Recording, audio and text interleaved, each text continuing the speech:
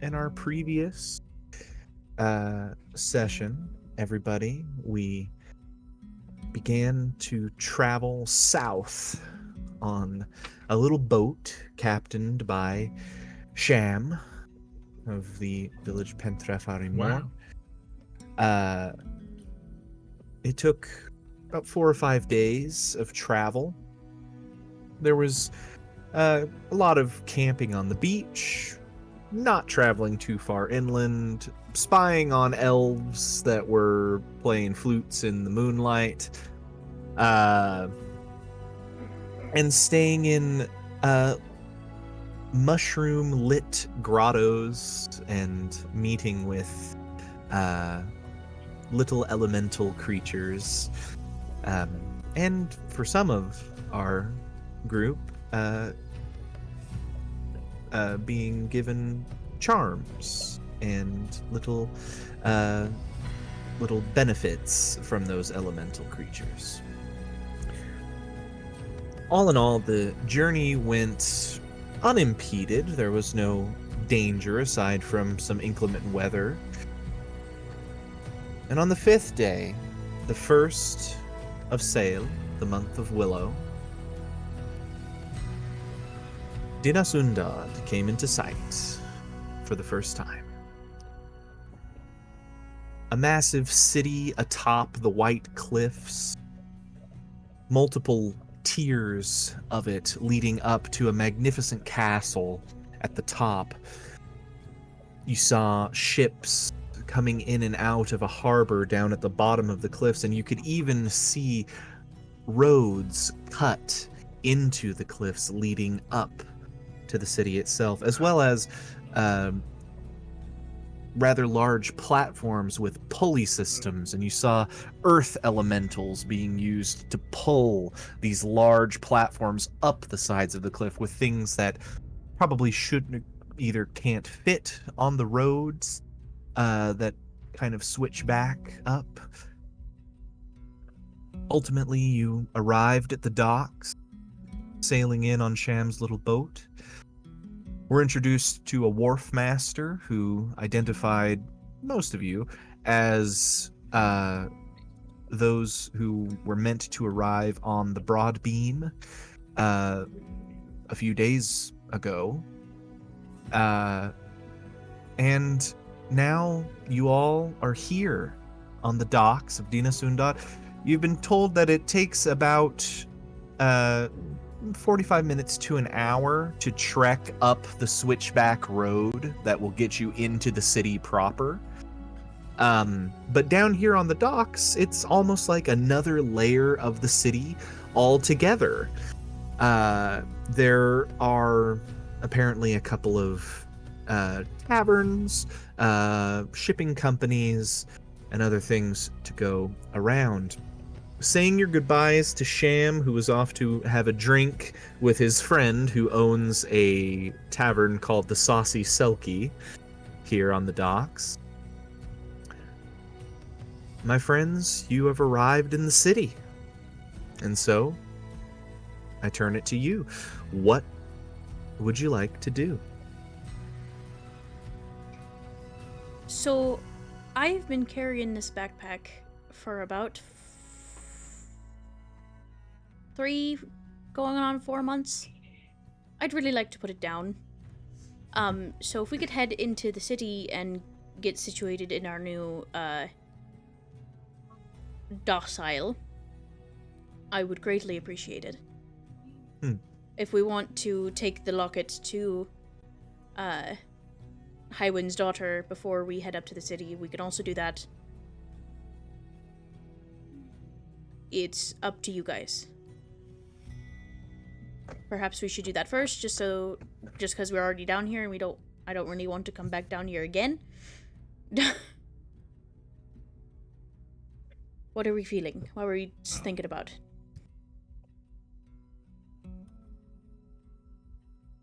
Well, I mean, if we're gonna be here for a while, we ought to earn some coin. Right, I figured that jobs would come after getting situated. Well, yeah. Personally.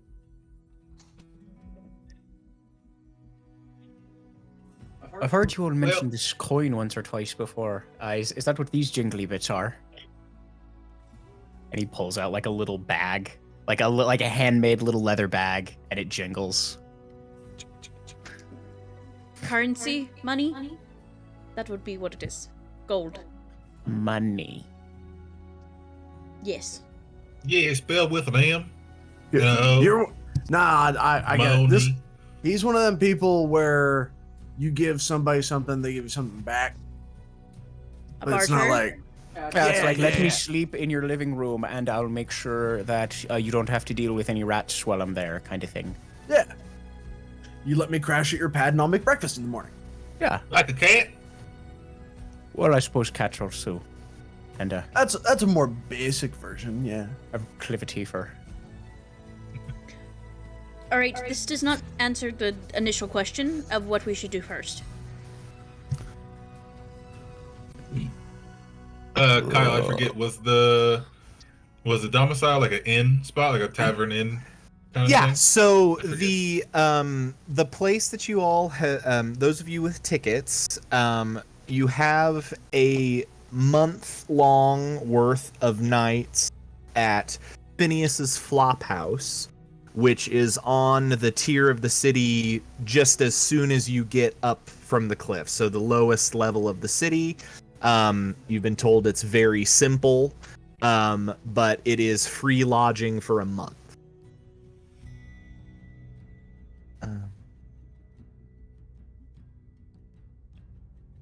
And he gave me one of those cards, didn't he? Because I didn't have a ticket. Yes, you successfully persuaded him enough to where he kind of gave you like essentially a Yeah. voucher. Mm-hmm. Well, if this domicile they speak of is an inn, there's some information that I need to gather about some people who might be in the area. So you might want to go there first, kill a couple of birds with a single stone, and then head on down to deliver our package. I gotta look for Pfeifferon anyway, so that sounds pretty good. Well, are you all gonna do Yeah, the good extra idea to step, ask the locals. But that seems a little bit of a waste, if I'm being honest. Like, the place for the locket's like right over there. He's And got like, that's a point. large hill. And I don't know about you, but I don't feel like walking down that hill and then back up that hill. Walking's good for you, man. I walk everywhere. Then you should know. But he's I know, got I a just point. don't feel like it. Aw, quit being such a lazy fuck. I'm gonna start heading to the Saucy No. Selkie. You're gonna head where? To the Saucy Selkie. To the Saucy Selkie. All right. Well, if she's going, then I'll kind of hop back in. All right. I guess we're Looking walking. around, it doesn't take long to look around and just with a bit of asking to get pointed in the right direction. You hear the Saucy Selkie before you see it. There is a full band of bards out in the lovely sea air here that are just playing a jig, and there's a lot of dancers around. You see the sign over the door as you begin to approach, and it is an inn on the docks. It's fairly large, and you did hear from the wharfmaster that this particular place does offer some rooms, but mostly it's a place for dock workers to hang out after long days before trudging up the hill home. And you see the sign hanging over the door, and it's a bonneted otter maid giving a little wink, and with the name the Saucy Selkie. And you see people flowing in and out onto the street to listen to the band, and quickly ducking inside. It is just as loud and full of people as you would expect it to be. You see Sham seated at the bar, talking to another otter folk behind it with an eye patch and a big, like, several big scars across his face, like a claw was taken to his face at some point. But they seem to be having a good-natured conversation. And yeah, there's a couple of tables that are not packed with people, but what are you guys gonna do? I'm gonna head up to the barkeep. Okay. My apologies for interrupting you while you're working. But I'm looking for a Highwind. Does she happen to be here? You see, the barkeep is talking to Sham, and he turns and looks. So this must be the one Sham's been talking about. And Sham nods and raises a cup and says, "Didn't expect to see you all so soon." The barkeep says, "If you're looking for Highwind, there's a private room in the back over there behind the curtains.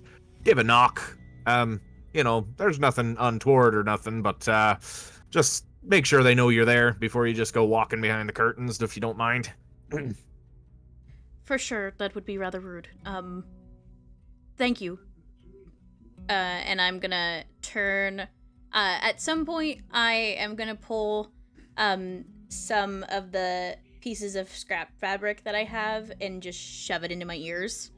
And I'm gonna look back at the group and all right, I'm gonna go deliver this locket. If you guys want to sit down, you can. If you want to come with me, you can. I'm gonna just try and get this off of my person before I do something bad with it. And I'm gonna about face and head towards where the barkeep pointed out. Understood. Is anybody accompanying Kyra?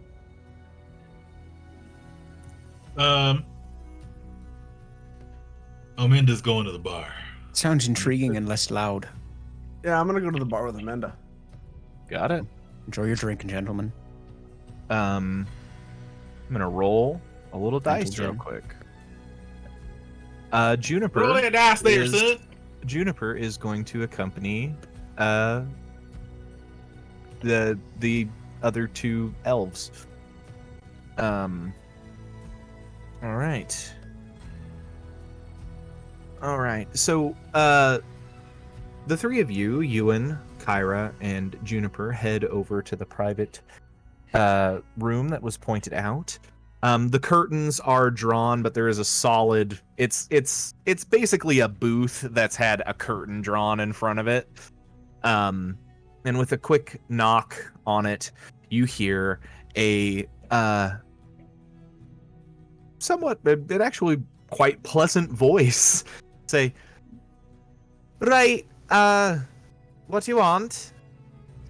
My apologies. I'm looking for a Highwind. "Aye, that's me. Come in." And moving the curtains aside, allow me to show you who you all see. I'm going to put this in the character art chat. Doodle-doo.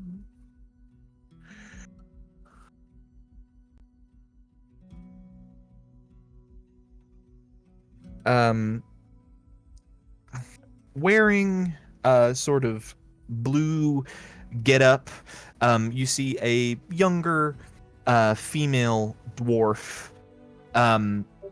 She has some like braids coming down on either side of her face, but the rest of her hair is free flowing. No facial hair to be seen, although you can see that she probably takes good care to ensure that it does not grow. There seems to be some razor burn on parts of her face. She has kind of a really red nose, and some severe eyebrows that most of you that were on the ship can easily identify this as the daughter of the captain of the ship, Captain Highwind, who you had set sail with. And you see she's got her feet kicked up on the chair. She's leaning back, her hat off to her side, and she just kind of eyes all of you warily as you approach. She has a couple of companions here as well. They look like maybe members of her crew, and all of them have rather large mugs of ale in their hands. And you see, she says, I'm hold on. I'm Beulah Highwind. What are you looking for? How can I help you? I just want to say sorry. I'm sorry before anything else. And I will take the locket out from my bag and I will set it on the table before her. You see, she leans up, puts the mug of beer down, and you see her kind of curiously look at the object before that moment of recognition of what it is. Then you see she gives a grimace more than anything, and she reaches out her hand and reaches across the table and pulls it to her, holds it and opens the locket, gives him a little smile, and she says, Right, well, how'd you kick the bucket? We went down with the ship, got attacked by a sea serpent, and we couldn't save him. But, you were on the same ship. Right. We were getting passage to here, and... Right, of course. Yes, he was, making the crossing. We wondered where the ship was, we just thought he was delayed by the storm. Well, shite. Thank you for bringing this to me. You did not have to. But, you say he went down, the ship went down because of a serpent?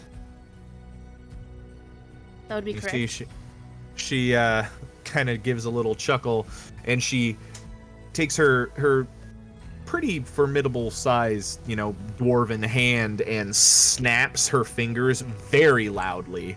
And within a second, a barmaid has come over with another tray of drinks and slid them into the center. And you see she gestures to her companions, who scooch around, and looks at all of you and says, Well, that sounds like a story I'd like to hear. It's quite the story. And as Ewan and Ira and Juniper are invited to sit and share a tale with Beulah, is her name, we're going to go out to the bar.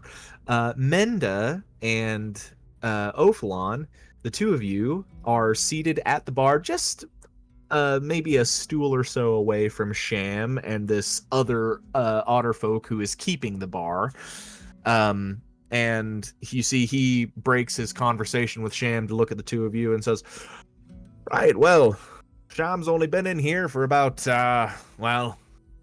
10 minutes or so, and he's already talked my ear off about you lot. So, how's this sound? First drinks on the house for me, eh? What kind of drinks do you offer here, sir? Oh, well, we've got pretty standard stuff. We've got some ale, got some, we've got some grog, but that's really more... If you can afford to not drink the grog, I would recommend not drinking it. But it's the first drink, so we've got rum, we've got a bit of whiskey, not a lot, and that's about what we got. Well, I'll go ahead and take me a mug of that there rum if you could. Yeah, absolutely. I'll have one as well. Of course. And you see he turns around and he pulls a large black glass bottle off of the shelf. Takes him a moment to pull the cork off, and he takes out a couple of small mugs, pours for the both of you, twists it around. He grabs underneath, pulls out a lime, and does a little bit of lime in each one and passes it to both of you. And he says, "That one's on me, lads. If you want any more, it's 5 silver per cup." Hey, I like that it's a lime because lemons wouldn't exist. correct. Well, that ain't half bad over there. That seems pretty Wrong reasonable. with that. Now go ahead and snatch her up. Yeah, and you give a big drink. It's good stuff. It seems like he didn't skimp. He grabbed top shelf for this drink. Hell yeah. But all in all, you know, even for top shelf, 5 silver per mug. I mean, doesn't look like they are in the business of overcharging for drinks at the Saucy Selkie. It looks more like a place where people come to have a good time. Right. And you see, as he passes you these mugs, the barkeep here, now that both of you are a little bit closer, he's got a hold on just a second. You see, now you can really see it. It does look like the claws of a bear scratched across this otter-like face, and you see the claw marks go across the face, under the eye patch that is covering one of the eyes, and down the other side, even going part of the way down his neck. He also has talks with kind of this cadence that makes you think that he might have had his jaw broken at some point and it didn't get reset properly. So he's got a little bit of a cross-jawed thing going on.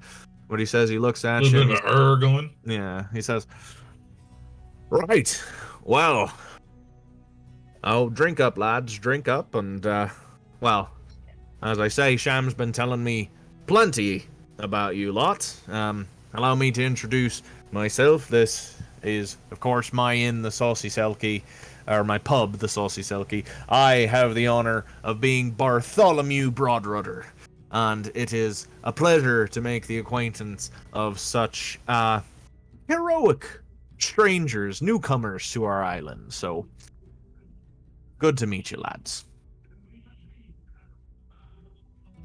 Well, it's good to make your acquaintance too, there, Mr. Broadwinter. Hero's definitely new for me. Speaking of, looks like you've seen some. Looks like you've seen some of the wilds there. What's got a story about them scars there, sir? Oh, I sure do.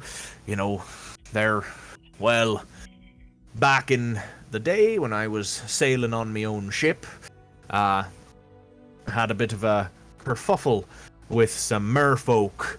And, well, you know, when you get the merfolk riled up, they have a tendency to get a bit, well, a grabby. And he gestures at the claw marks. He says, "You never really think they have as long a claws as they do. They got the webbed fingers and all that, but I know they've got killer claws, and it well, it ripped my eye right out, and it well, it messed up my face, but personally I think I'm prettier this way." Yep, ain't nothing like a little character to add some beauty to a man, ain't it? Absolutely. Speaking of which, you certainly don't seem like the usual types we get in here. You seem, well, I shouldn't say that. You do actually look exactly like the types we tend to get in here. You got a bit of that sea longing in you, boy. Oh, and I should ask, Menda, you're disguised as a dwarf still, correct? Yeah. Okay. Definitely still got the same motifs as I would as like a grunge, Yeah, with all for the sure, same for pirate sure. look, just Yeah. dwarfish. And you see, yeah, and he, yeah. So he asked the same question. Oh yeah. Well, you see, me and the sea are old pals. See, not too long ago, I had my own little vessel, and we were sailing the seas and seeing sights and things. Uh, Hmm. but I seem to have let one of the wrong type onto my boat. That's actually who I'm out in here in search for, sir. If you happen to might know of any new people coming in that might be like us.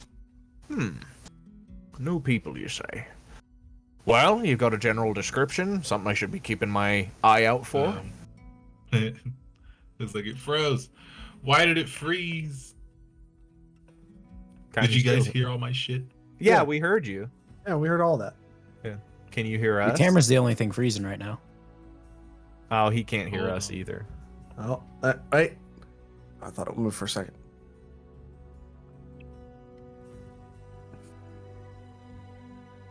Well, It kind of froze a little bit, but no, we're good.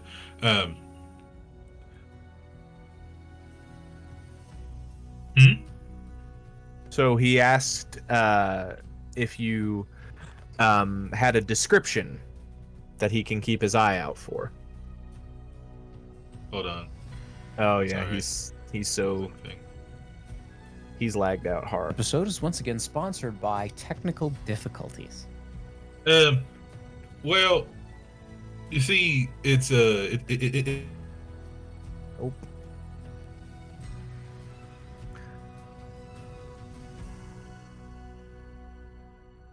Rough.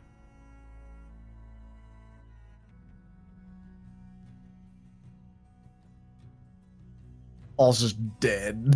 Yep. He's gone. Mm-hmm. Yeah.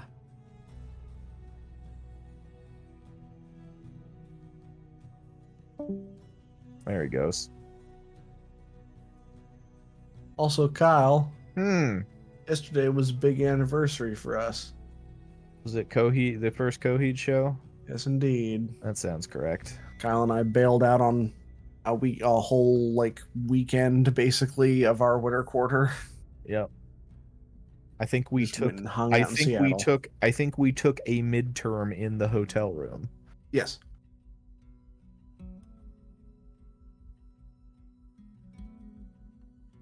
Well, while we wait for Paul to come back, we're going to cut back to the back room with Ewan and Kyra and Juniper. We'll say that as we cut back in, you guys have finished telling the story of what's gone on the ship, and Beulah kind of, you see her, she has a smile on her face, and she drinks the rest of her drink and slams it down and says, "Now that is a good and sufficient end to any sailor's life. Thank you for bringing this locket back, and thank you for bringing a story to go along with it."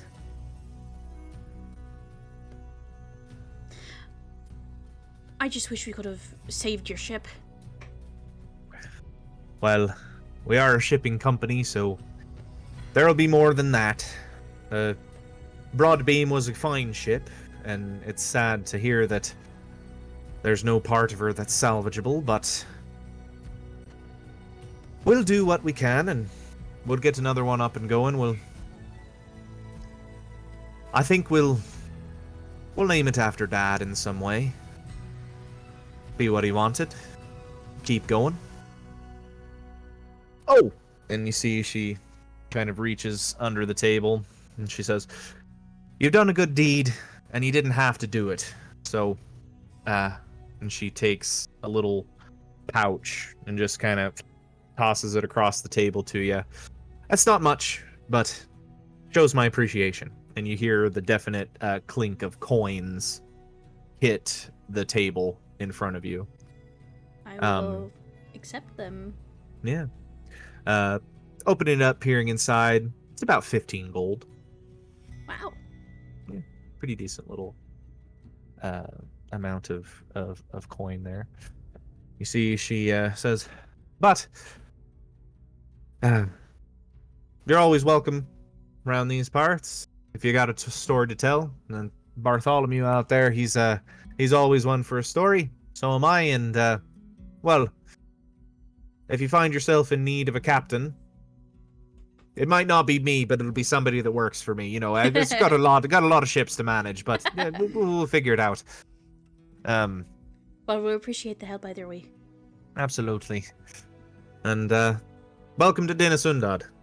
You'll grow to love it or hate it, and then you'll move, and then you'll either, you know, die in the wilderness, or you'll find a nice spot to live out the rest of your lives. That's what most people do. So enjoy your stay.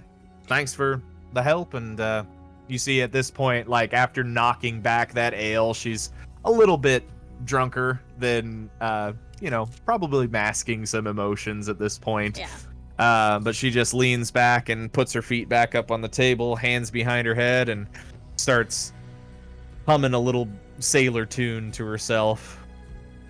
I will bow my head in thanks and head, like, usher my gaggle Yeah. out of the back room so she can, you know, be with her own emotions and stuff. Yeah, for sure. Back out at the bar, Bartholomew Broadrudder, the owner of this establishment, has just asked Menda if there's a description of this person that he's looking for, so that he can keep an eye out for it. Well, have you seen any of them frog folk around here? I think they're called grung.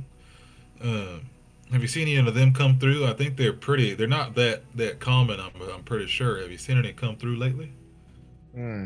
Aside from who we generally have around here, I can't say I've seen anyone terribly recently, although, you see, he kind of scratches his chin a bit. There was a newer face that I saw, not in here, but out on the docks. There was a fierce red-colored little frog folk there, talking to the wharf master. Oh, that had to have been maybe a month ago. But they didn't stick around very long, and I haven't seen them around here since. But not to say that they aren't still around here once people head up to the city proper. Unless they're coming down here on a regular business, or on a regular basis, I don't generally tend to see them too often. I live down here. I live in the pub, so city's a bit too busy for me. But I'm not saying that they're gone, but Wharfmaster might have a bit more info if and he can remember. He sees a lot of ships on the daily, so. The wharf master, okay. I appreciate your help there, sir. And just for being kind enough to talk to me here, I'll go ahead and put in for another drink, and I'll put 10 silver and a tip for you, my good sir. Oh, thank you kindly. And you see he takes the same jug of rum and just fills you up again. You see he looks over at you, Ophalon. Ophalon's having an IRL conversation. That's okay. And out of curiosity, you see anybody that kind of looks like me, but older, about 10 years? He looks over at you. He says, "Well, the city's got no shortage of Orisks, but I mean, looking at your particular countenance, I guess it would suppose, or it would. How long? I mean, His name's Pfeifferon, if that helps. Pfeifferon. Need to roll for Bartholomew Broadrudder. Farron. You see, Hi, Barry. I believe I saw him. No. he says, can't say the name rings a bell. You got a bit more of a description of him. He said, I mean, an Orish, describing him as being like you know, an Orish can take a lot of forms. I mean, kind of, well, it's been 10 years since I've seen him. I don't know what he really looks like these days. He'd be tall, like me, I assume. Unless he got shorter. I don't know, he might have lost a foot or. It, You know, people lose feet when it just in times of crisis. Well, I mean, like you get into enough scraps, you might lose something. Sometimes you lose a fingertip. Sometimes it's a whole party. It kind of depends, man. Well, it does make sense. It does make sense.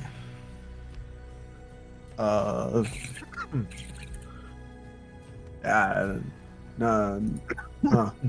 I didn't think there'd be that many people who look like me. Honestly, figured it'd be. Oh, sure. You just kind of cut through the field there. Oh, sure. There's plenty. There's big. You know, there's a lot more of your folk tend to be up north, but any of the ones that have come from across the sea, they tend to stay here in the city. There's a decent population here. Do you know anywhere here in the city where they might like hang out? Well, correct me if I'm wrong, but I think your folk are always partial to a good contest of physical prowess. Oh yeah. Well, up on the second level of the city, there's a little pub goes by the name of the Bear and the Butcher. And there they have, well, live brawling to go with your food and your drink. So if I don't like to, give away business, but if you're up on the second level and you're looking for a place to have a bit of fisticuffs and then have a good meal and some drink, that's where I'd go. So. Okay. Everybody loves a fight. That's true. I get plenty of them down here, but they're not sanctioned. So. That's fair. Oh, y'all put on unsanctioned matches down here? Oh, no. Or you just mean the No, normal bar I just fight? have to. The very nature of running a pub such as this, eventually, once it starts to get a little darker, a lot of these sailors are going to start getting a little rowdy, and he reaches under the bar again, and he pulls out just this knotted shillelagh club with like a really big hard wood knot at the tip of it, and puts it on the counter and says, "Well, that's when I pull out old Hickory, and everything goes back to normal lickety-split." Do I hear this? This is about the time you guys are approaching, yeah. Wait, you're telling me people have fights in these things? In these places? Well, yes. Why do I feel Once like you're drink gets excited about involved, that? everybody wants to throw some punches. I've been meaning to ask about this, and he just kind of holds up the entirely full glass that he held, cup that he held the entire time Kyra told the story. Mm-hmm. Does this taste better than it smells? Because it smells like day old piss. You see, I assume it's the. Was it the ale? it's just ale, yeah. Well, Yeah, absolutely what he says.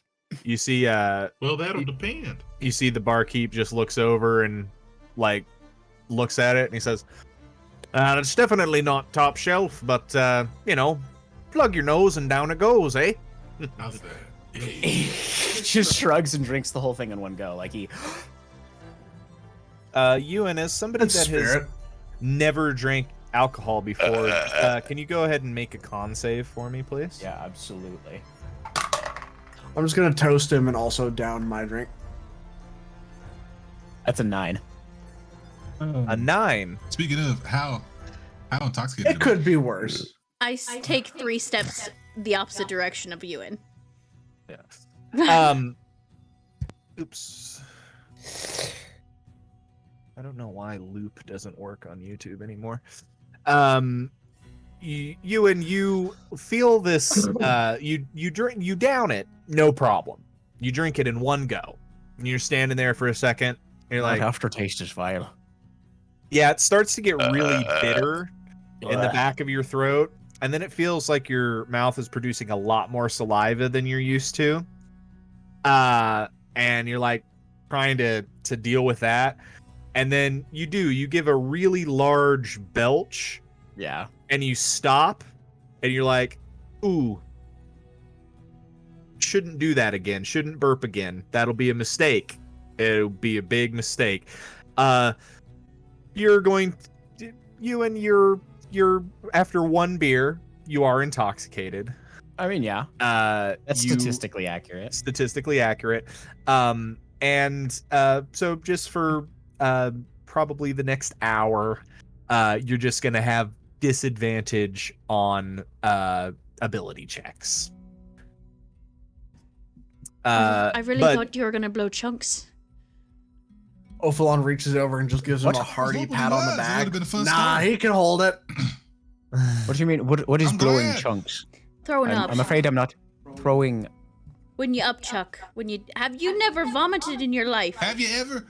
Vomit. I don't Have you know. ever, The you know, concept eaten seems anything? familiar. Yes, vomit. Okay, I understand. No, I've never done that. No. Yeah, when the stuff in What your stomach are comes you? back out and you go. Oh yeah, no, I've never done that. No, I Well- cook my meat. I cook my meat. What are you? Sometimes even if you cook it, you eat too much of it. I can see that. This is really there's a lot of like bubbles. Very airy. Spongy almost. Would you like another? No, it tasted terrible. Try some rum. It's better. Trust me. Rum. Yeah, rum is better. You see, Yeah, Hey, It's, guys- it's Yeah, like beer? it's Looking like at- ale, but it's under- C. understanding like the situation that's happening here, you see Bartholomew takes like a shot glass and just puts a little rum in it and slides it over to Ewan and just says, "A chaser. That'll help you keep the rest of it down." Okay. He just goes in one shot. You goes in one shot. It does That's how you taste drink this much stuff, right? better. This That's tastes much significantly- better. There's a lot of spices in this, and that bitter aftertaste does not come up. Although this does burn a little bit more as it goes down. I didn't know you could season drinks. This is delicious. Kyra. Ain't it? Not to be Debbie Downer or anything, but we are supposed to go and make a stake for staying somewhere today, and we have to talk to people in order to do that. And I'm really not in the mood to continue to have to be the person that is talking to the people.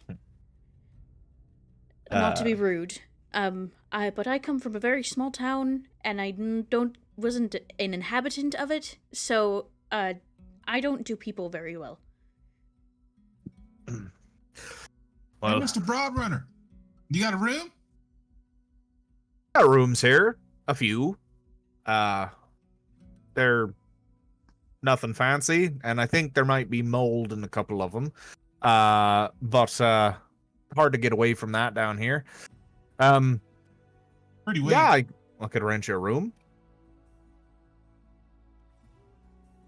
Well, Kyra, would you like to take up this offer here, or would you like to see what other greener pastures there might be? I don't know Personally, why I'm like, I would like to go to the place that we already have rooms for.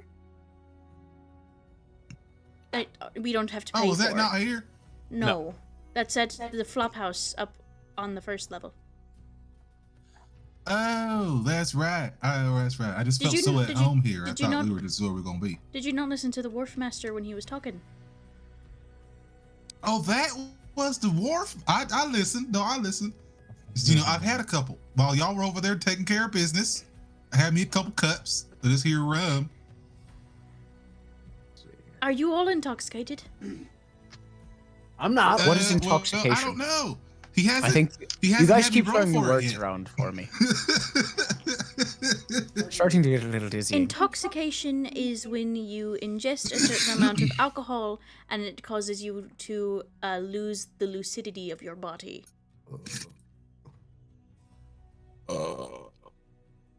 Kyle, am I drunk? Am I intoxicated? You have. That was a lot of words. You've been at sea for quite a while. You're doing fine. You're also resistant, I'm pretty sure, to poison. So Yeah. it's actually hard for you to get drunk comparatively to other people, despite being a little frog man.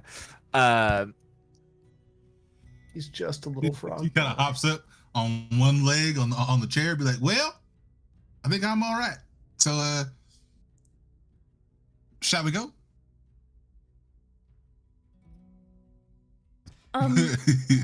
We should go. That's probably. I just the intrusive thoughts almost won. How do you know what intrusive thoughts are, but you don't know what vomiting is? You almost kicked me, didn't you? No, I almost did what you were doing, and that would I probably would have fallen. Oh, I stood up to try See, to do it, and the entire room I did. It was like a hammock. Yeah, It just please sorta- don't do that, especially not if it's your first time. Let's do it outside of the establishment so that we don't have to pay them or run. We should go. Right back. Okay. See you, Mr. Brow Runner. Absolutely, absolutely. And you see Sham once again waves to all of you and says, "Enjoy your stay in the city. Enjoy your stay in the city, all of you. Pleasure knowing you. Hope to see you up at the village again, eh?" Oh, definitely. Yes, Raises sir. his cup. And yeah, you guys head out of the bar. So there are. We're not. It's definitely the afternoon. Probably mid-afternoon. Day Um, drinking. It's gonna take. It'll take about 45 minutes to an hour to walk up the road that kind of switchbacks up the cliffs to the city. Unless you guys want to go and pay for one of the lifts, although the lifts don't seem to be particularly fast moving either. They are still very tall cliffs. I mean, I'm comfortable with walking. It's just 45 minutes. It's always good to walk off a. It's always good to walk off a drink. 45 minutes is a quick outing. Yes, indeed. But I will head towards the walkway. Alrighty. Mhm. I will follow. Is that okay, Ewan? You seemed like you wanted to say something. What? Are you you're a little up there, aren't you? What? Yeah. That's a way to You describe all right? the sensations I am experiencing. We'll walk it off. Lol. It's okay. You'll be fine by the Uh, time we get up there. Yeah. As you all begin the trudge up, and you see a lot. You see carts that are clearly carrying things that have been brought in on ships, and you see carts descending to the docks carrying things that are being taken away. You know that this city, not the island, but this city has trade with many of the cities back in Lurenel. And shipping companies like the High Wind Shipping Company and a couple others have enough blessings of Mananan to make the crossings safely. For the most part, safely. Obviously, your situation is a bit different.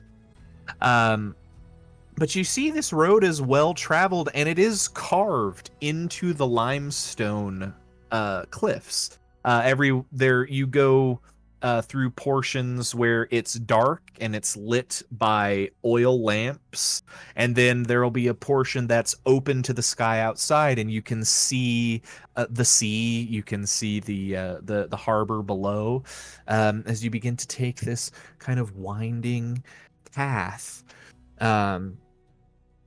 There are a few looks at Ewan.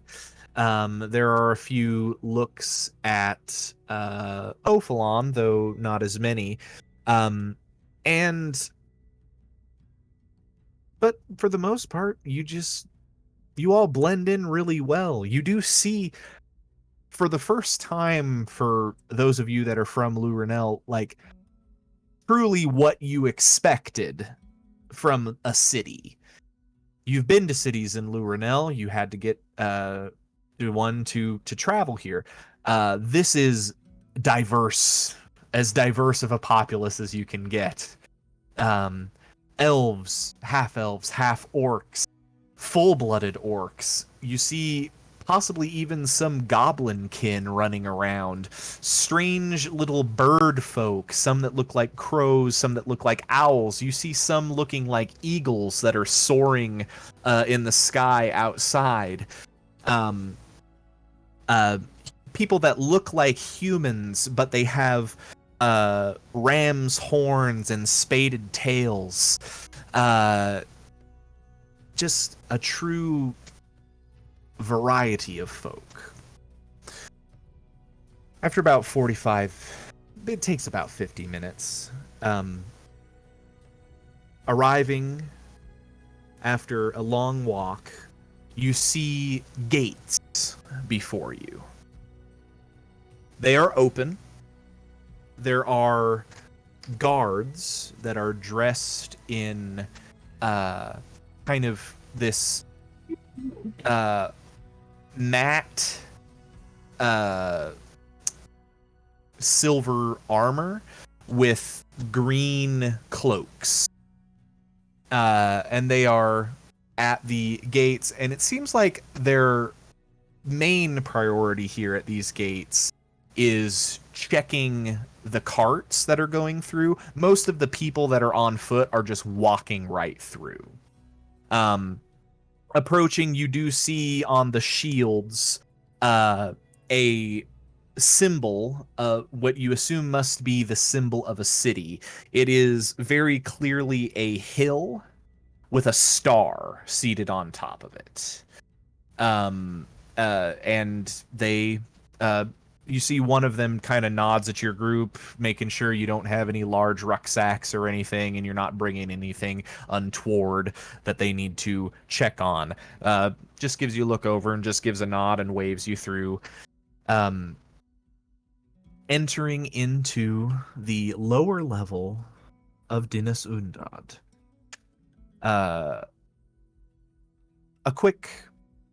Quickly asking around, you are pointed in the direction of Phineas's Flophouse, and begin to make that trek. It's going to take another little bit of time. This lower level of the city seems to be rather large and spaced out.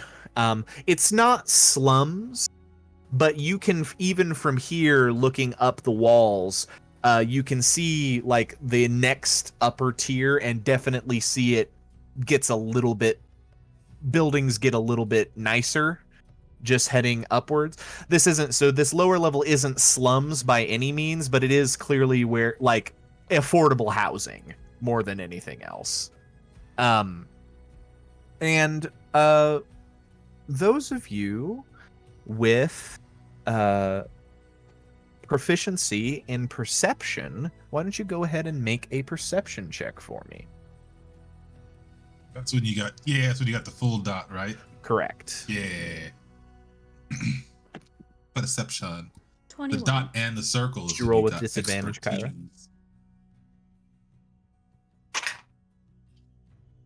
We roll at a disadvantage, all of us? It was the same No, roll. just Kyra. Oh, okay. Okay. And still 13 Ewan? for me. Question mark. Hmm? And still Ewan? Question mark. Yes, because you are still. Actually, at this point, no, I'll say your tipsiness is wearing off at this point. Okay. 24. 24. Hey. As you all are walking, Ewan and Kyra, the two of you take note of a couple of other things as you're passing through here. You spy your first, not temple, but a shrine. A simple wooded like thicket in the middle of this city, with a fence around it, almost like a park, but it's very dark in that thicket. And there is just a simple statue within, and the statue is very plain, with the exception of the head. The head is a stag's skull with antlers. But the rest of the body is very. This is, as I said, this is not a temple. This is just a shrine. And looking behind it, Kyra, you're fairly certain that if you were to go past this shrine into the thicket of trees, this is a graveyard of sorts. This is a place for the dead to be interred. I will just pause in my walking and bow my head before continuing with the rest of the group. Mm-hmm. Oh. He messaged the chat. Oh, he did? Yeah. Hey, no worries. Okay. Shoop. You give your nod of respect, Kyra, and keep walking. Ewan, you see, as you are moving through here, you see something that just catches your eye with curiosity as you are walking down the street. You see a building. It's definitely a building, but it's not like any of the buildings around it. It looks like a bunch of wagons or carts that have been stacked on top of one another in like a Jenga style, and then like mortar and stuff has been put in to keep things together. And then there's like one of those the swinging saloon doors in the front, just like in like the barrel cutout. And then sitting up above the door is a makeshift sign that looks very, very old, but is still legible. And it just reads, Muggle Yump Bims, General Goods. Ewan can't read. I remember Muggle, yeah.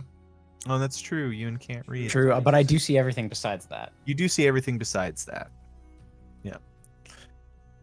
It just is so curious and out of place for you, because you're like, okay, you're getting the vibe of what a lot of the buildings here are made of wood, but this is just like so obviously not the same thing. It just sticks out like a big sore thumb. You think those are all the wagons they bring the goods in on? I don't know what it's called, never mind. I can't make that joke. Why would you make a building out of wagons? Wouldn't it be easier to just strip the wood? I'm gonna stop looking at that. It's giving me a bit of a headache. And yeah, the rest of you, when it's pointed out to you, you do see, all of the rest of you see the sign, and it does say Muggle Yump Bims, General Goods. And actually, Well, now I wonder. Well, You're now lying what to me. kind of goods they got. That's absolutely not what it says. You're lying to me. There's no way though. I know I can't read and we're all pulling a funny over, but like, there's no way that says Muggle Yumpa Bim. You made that up. That's not a name. I promise you. I know I'm the one that said it to you, and I tell you a lot of bullshit. That shit says true. Muggle Yump Bims. and actually, Oh, no, go for it, Kyra. I was gonna say, as I rejoined the group and I'd kind of tilt my head, does that sign say Muggle Yump Bim? What did I tell you? Didn't I say? It is it. You hear Who Juniper would name their child that?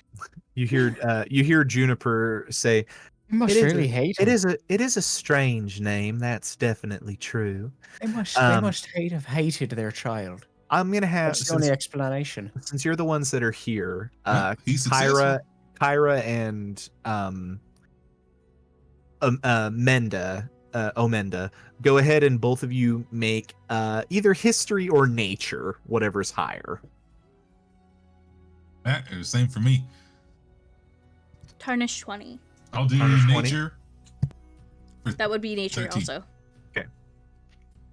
Uh, uh, They're telling- my dice is you telling haven't me spent something. enough time in the city, and most of your time, Menda, has been spent amongst others of your own kind. Kyra, you, having been, your village was pretty close to the woods, and there were other villages around and other communities around.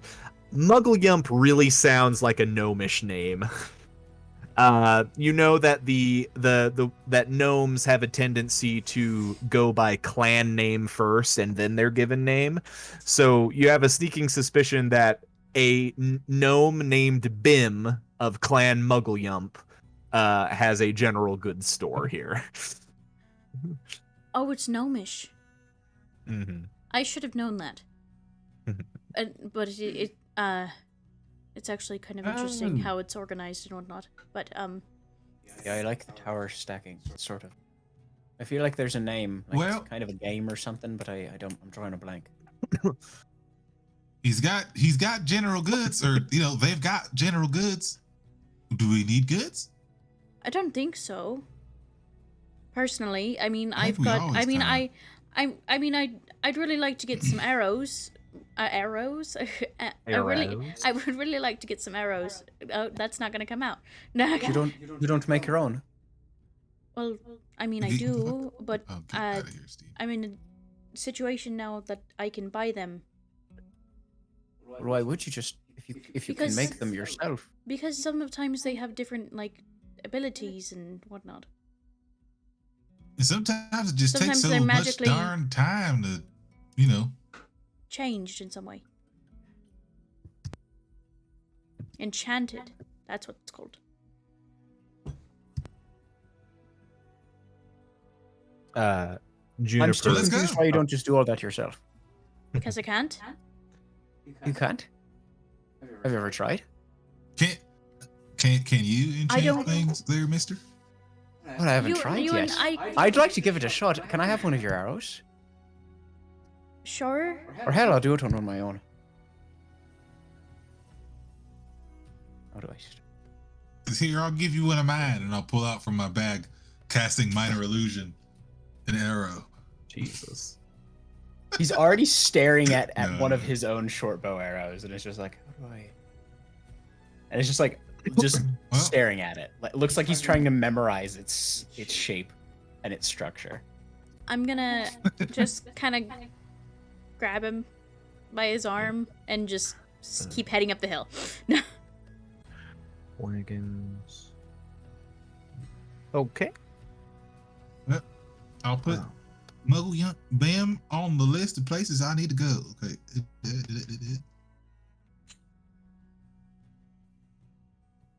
Okay. I want to protect myself. A bit more walking, and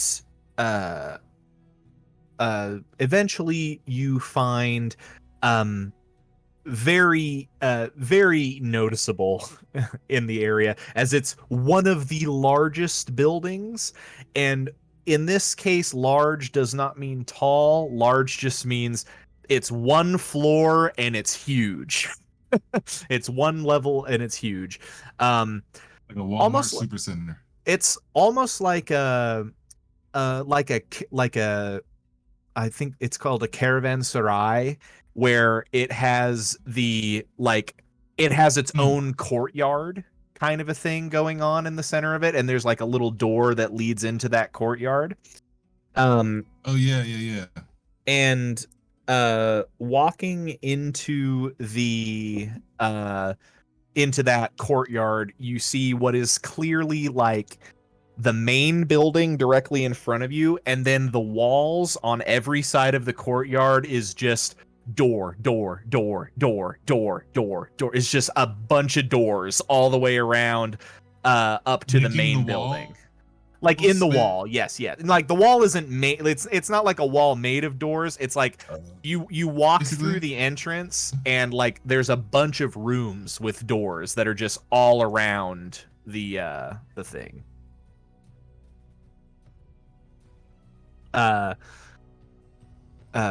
Progressing to the door here, you open. It's very plain, wooden floor, a wooden desk, a wooden chair behind the desk, and seated in the chair, snoring, as with his head lolling behind him, is a even seated, clearly very tall Firbolg male. He's got a kind of a very fey, but still somewhat cow-like face. He's got a set of pince-nez spectacles pinched at the end of his nose, a long chin beard, and kind of slightly fey-like pointed ears. And he wears these rather simple clothes, but he's just seated right behind with his head lolling back, his mouth open. Has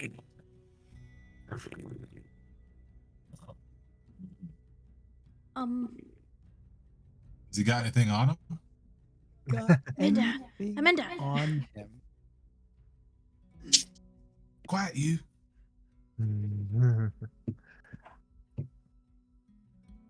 You're gonna do Has something he you're got not like supposed keys to. and shit? Do you go behind the I desk do to look? a lot of. Can I peer over the desk? Sure, yeah, you can peer over the desk. You see he's on this chair, he's got his arms crossed on his stomach, and make a perception check. Or actually, make an investigation check for this one. Hey, that's like worse. That's okay though. Oh, hey, 15. A 15? You look around, you do see a ring with about 50 keys just attached to the belt, as well as another like little brown pouch. He's very tall, but he has a really big gut that his hands are crossed on. So we'll just say the keys are definitely pinched. The keys are definitely pinched there at his waist. What about that pouch? Is that pouch pinched? Can I The pinch pouch, that pouch? the pouch is also pinched, but less so.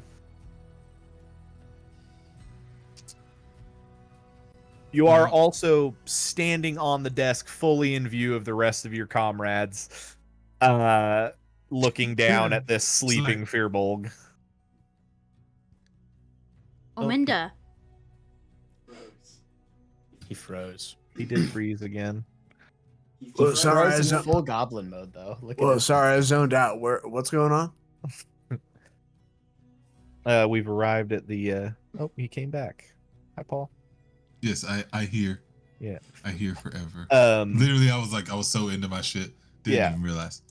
Yeah, you froze for us again. But you're good now. But yeah, this Firbolg is here. Ophalon, yeah, you're in this space.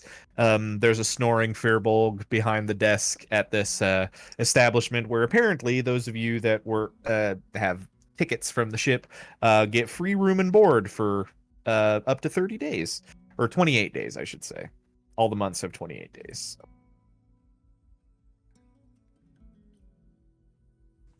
Ominda, Mm-hmm. get off of the desk.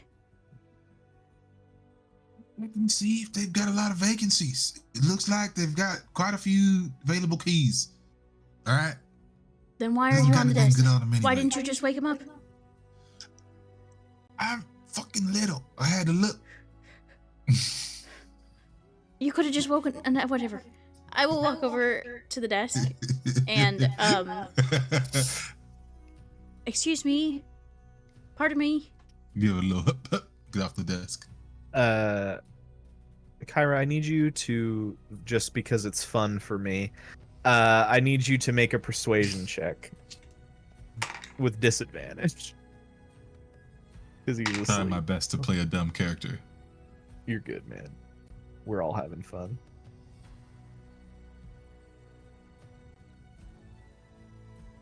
$17. 17. Yeah, you come up and you say this words, and you don't know if it's your voice or it's the sound of Menda's boots as he hops off the desk back onto the wooden floor, but both of those things together seem to jostle this Firbolg, and you see he like, and he looks up and the little glasses at the end of his nose, and you see he's not a particularly old Firbolg. He actually looks fairly young, but he like has this drool that's just dripping down his face, and he like sits up and looks around and sees, oh shit, we got customers. Right. Hold on just a Yes, sir. second there. Like And you knocks see on the- he sits up and You're good, man. he wipes his chin and he's like, yeah, sure, for sure. Well, hey, this is welcome to Phineas's Flophouse. I'm Phineas. It's a pleasure to make the acquaintance of all you wonderful travelers here today. Are you looking for a place to stay for a little while? We have tickets. We got coupons, my man. Yes. Oh, you're new to the city. Oh, that explains why you're coming to this place. All right, cool. That makes life a lot easier. All right, so I just need to see some tickets. And you see he reaches under the chair that he was in, and he pulls just a massive book with like pieces of paper just out at these little different angles, and he slams it onto the desk and flips it open, and keeps flipping through pages, and it's just names and room numbers and names and room numbers, and he just keeps flipping, and it's pages that are just filled and filled and filled and filled until eventually he gets to where the names stop and there's some blank space, and he's like, right, there we go. I'm sorry, I don't keep a calendar here. Does anybody know what day it is? It's the first of sale. Thank you, little half elf lady. Absolutely. And you see he takes the thing and he writes a date there, and he looks around. He says, okay, so 1, 2, 3, 4. All right, so 5 newcomers to this. And by the way, welcome to Dennis. And he gets very distracted immediately. He says, welcome to Dennis Undad. It's definitely a pleasure. There's usually a lot more of you all that all show up at one time. Should I be expecting more people? Or are you just like the honor guard, or like what's going on? Well, Yeah, we're the honor guard. We were sitting ahead of them, so should be about another 30 coming here in the next day or two. Make a deception check.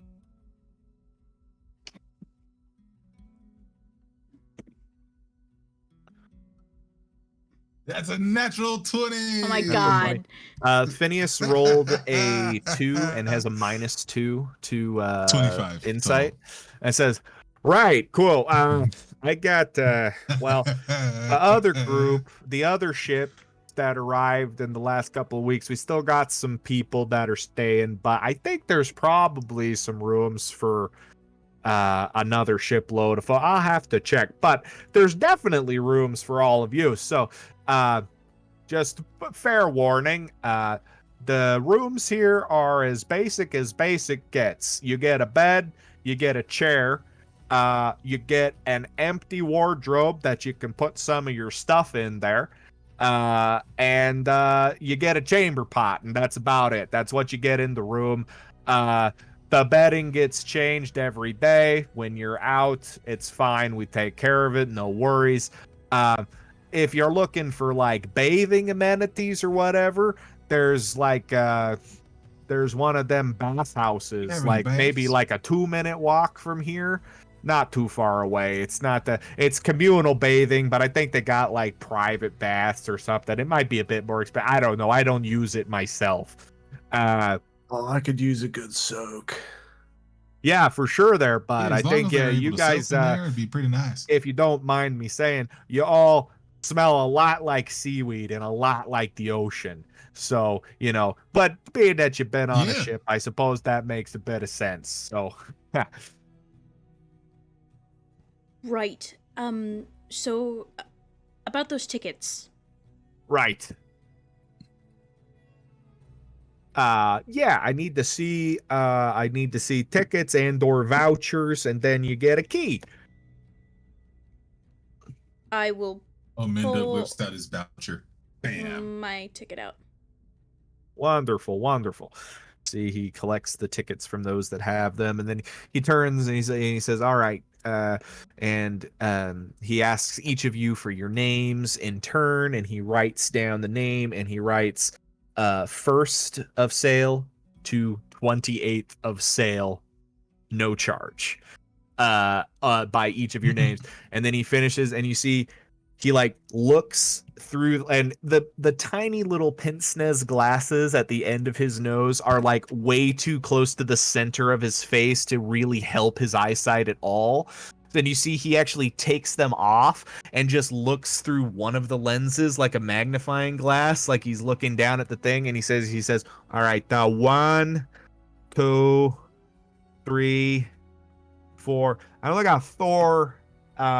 And he looks over at you, Ewan, and he says, "Right, did you got a ticket too there, bud, or?" Oh no, I'm from the island. I live here already.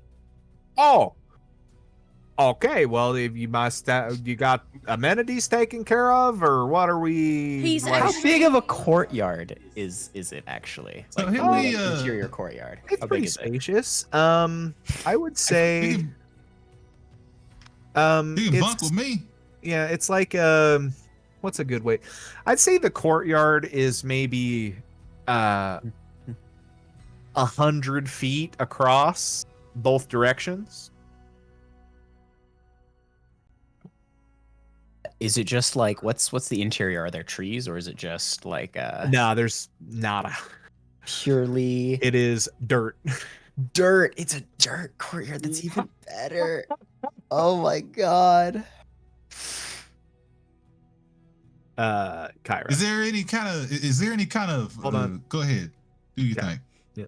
He's actually not a person. He's a forest spirit that's been following us around. So, logically speaking, he doesn't actually need any amenities. So, is it okay That if he seems just kinda stays in one of our mean. room? Well, I had a forest spirit in here the other day, and he still needed a bed. So, I think they still gotta sleep sometimes. So, I think I can help you out there, bud. You got a little bit of coin, like maybe, I don't know, like a few silver or something like that. Silver. That's the what color is that one again? All right, this one. I have 9 of those ones. Yeah, I pull them out and I set them down. 9 silver, sure. And you see, he just Show reaches in. everything. He reaches in, he takes 2 of them, and he just looks them over, and he's like, I mean, these coins look like they've been stuck in a tree for a while, but they're pretty good. We'll take care of it. And he just takes it and he says, I got you covered there, my friend. You don't get the key, but you do get this. And he reaches into the little pouch at his side, and he pulls out a bean and just hands you a A bean. bean. Do I plant the bean in the dirt? Yeah, you go out, you can plant it in the soil outside. It'll be fun. You'll see what happens. It's fun. It's cool. That sounds magnificent. I'm going to go do that. Yeah, absolutely. Like What? it's totally possessed. Yeah. Why is it what you give out beans and rooms? Well, got some people don't like rooms, so we do what we can to be a little bit simple. It's nothing much. It's just, some people like to see the sky when they sleep. I will pick up the You got different kind of remaining beans in there? silver pieces that are on the counter. Oh, for sure, for sure. Absolutely left 7 Yeah. in there. Yeah, Phineas took 2 and just ignored the rest of it. You see, he says, right, so and he gives each of the rest of you a key, and he says, if you've been traveling together, these 4 keys should be all right next to each other. So, I mean, maybe, I don't know, maybe you guys don't really like each other that much. It's not really my way to say, but, a place for all of you to stay, to sleep. You'll be close to each other if you're friends, and if you're not friends, ask to move rooms later. It'd be fine. And he Dibs says, on my own room. No. I think y'all get your own We- room there, friend. we You all have you get all your- got keys. Yeah. I was just making sure I Yeah. don't want to share. No, it's important. Dibs is a very important thing to remember in these hard times, I guess. I don't know. What number's on Yeah. what number's on your key, Elflaw? Let me see. I can see where you're at. I think we got something to do later. 32. 32. You You know, have- it doesn't really matter what the number is. Yeah. You have It's just, rooms you know. you have rooms 30 through 32. Or through 34, sorry. 35. No, 34. There's only 4. Pick a number and stick with it. Shut up. 34. Leave me alone. Be 30 through 33, actually. It would be because 30 counts as one of them. Yeah. So 30 through 33. There we go. We got it. All right. Thank you. I'm kind of concerned about the bean. I'm walking around the courtyard. I'm trying to gauge where the sun, like how the sun interacts with this courtyard. So I'm like looking at shadows and I'm like looking up at the sun, and I'm really trying to like find out So, where. What you I can gotta see how definitely this ends. what you can see judging this Ewan, I would say what you definitely can tell is that in the morning the sun rises behind the most the highest point of the city, Okay. but right now with the sun setting you can perfectly see the sun descending down, and you won't be able to see it hit the ocean, but this time of day in the afternoon to the early evening, the sun is fully hitting this courtyard. Okay. I see. Mm-hmm. So I'd probably position. Well, I'm starting to think about where I'm positioning. It kind of depends on where they start walking. The rooms that your companions have are going to be when they walk out of the main building and looking directly at the gate that they came through. Their rooms are going to be about the middle to the right, on the wall to the right, if that makes sense. So, yeah, those 3 rooms. Okay. And truly, as all of you are walking out and you really take a look at these doors, it's like a door and then 15 feet away, another door, and then 15 feet away, another door, just all along these walls. It's a little thin walls. This is a stable for people. This is a stable for people. Yeah. Amazing. Well, I've slept in worse, so I'm gonna go ahead and get settled in my spot over here and plan my next plan of attack. Absolutely. I'm invested in the bean. I figured out where the rooms are. I walk. So what I do is I just walk to the dead center of the courtyard and I plant the bean. You walk to the dead center of the courtyard. Dead center. You plant the bean in the soil, and then it strikes you that probably planting something and expecting something to happen might need a little water. Right. I'm gonna cast Druidcraft and that'll get the business Just going. get a nice little soak of water in there. Minute goes by. Minute and a half. And right at about the 2-minute mark, you see a little sprig come up with 2 leaves already fully grown on it. And then erupting up out of the dirt here is about the diameter of the trunk, we'll say, is about 2.5 feet.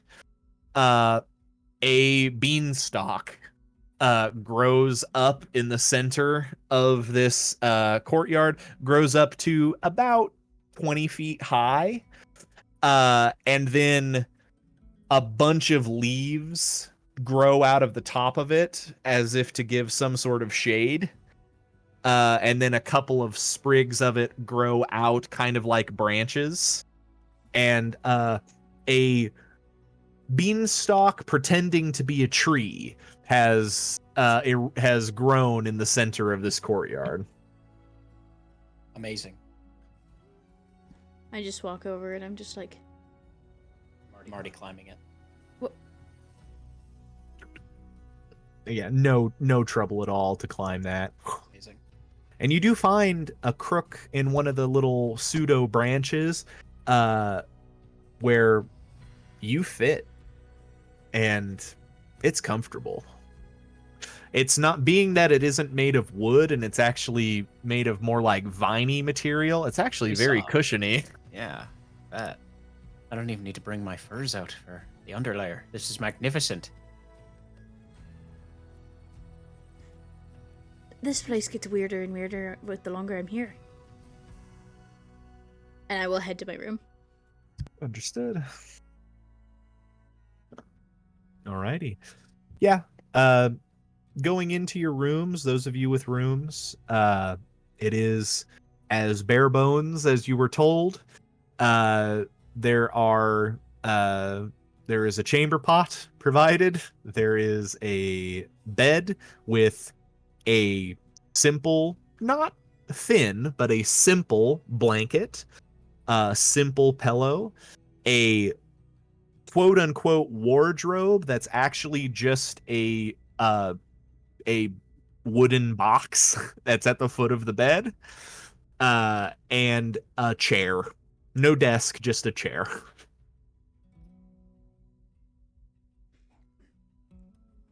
I'm going to remove my fur layer that I wear on the outside of everything, and just get down to my leather armor. Cause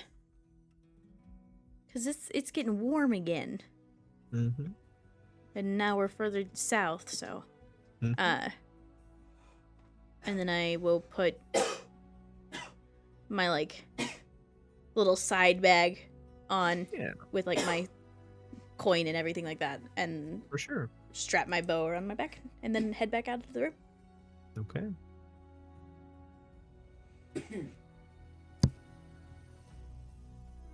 Alrighty. You guys make any changes to your accoutrement for walking around the city that you wish to? And what would you guys like to do?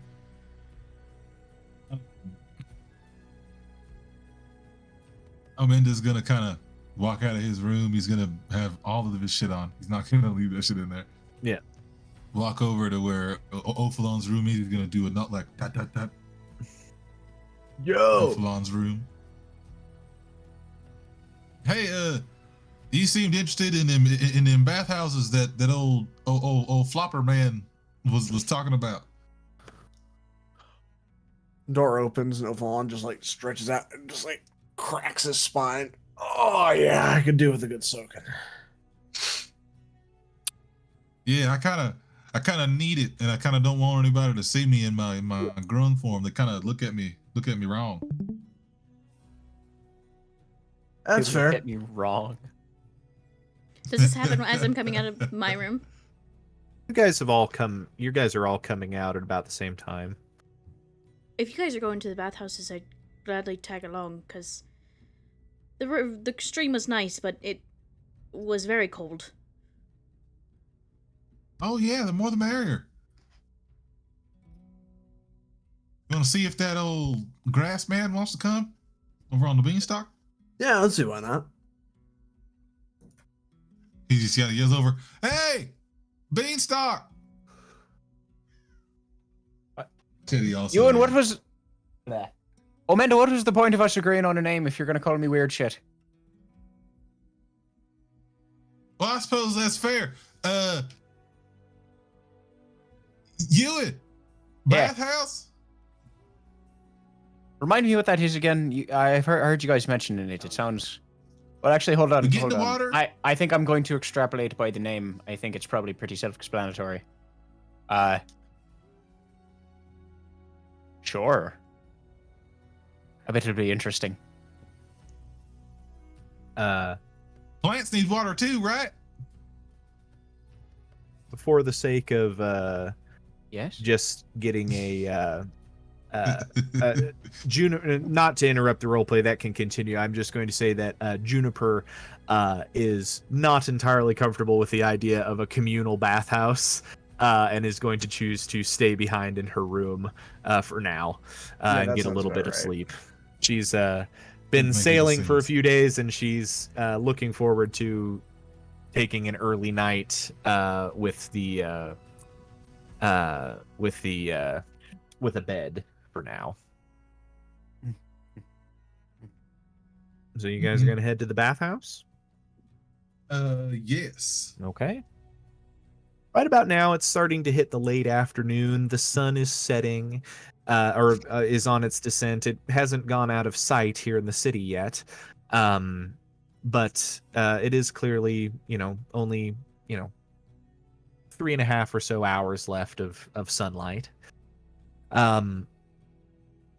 And going in the direction that Phineas informed you, you do about a 2-minute walk, come across another building. This building, though, is made of stone, and it is also very open. And like from what you can see, there is a privacy wall, and there is a doorway, like a gate to walk through. But this place seems to also have a rather large open air aspect to it once you get inside. Heading through the little archway, you go down just a very short path before you come to a little like desk area.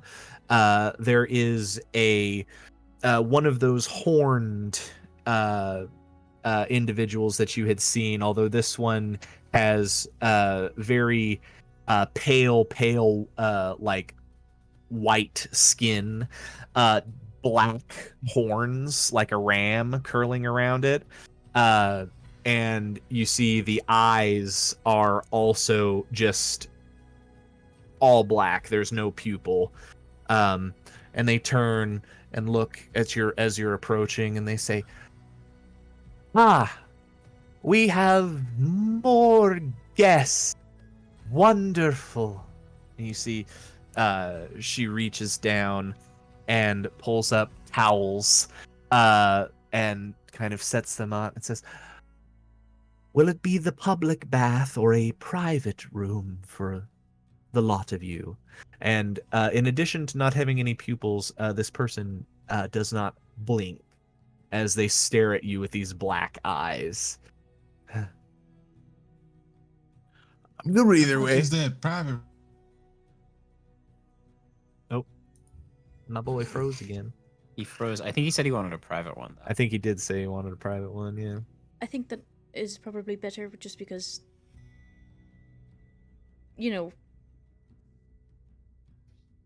mind. No. I'm Very trying well, trying to think of something, and it wasn't going to come out in any of a good way. Very well, very well. A private bath is 3 gold for a group.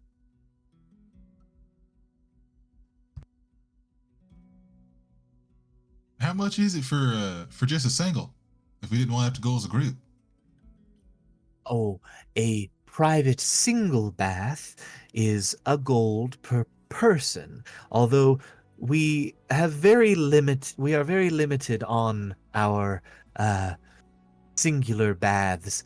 Most of our spaces are rented out. The private baths are rented out.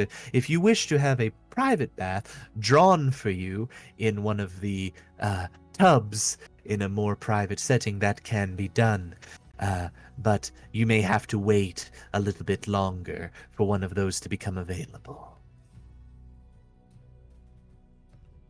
Oh, Monday should be fine. We got a bit of gold from giving back the necklace to Highwind's daughter, so Yeah, let's do the group, I suppose.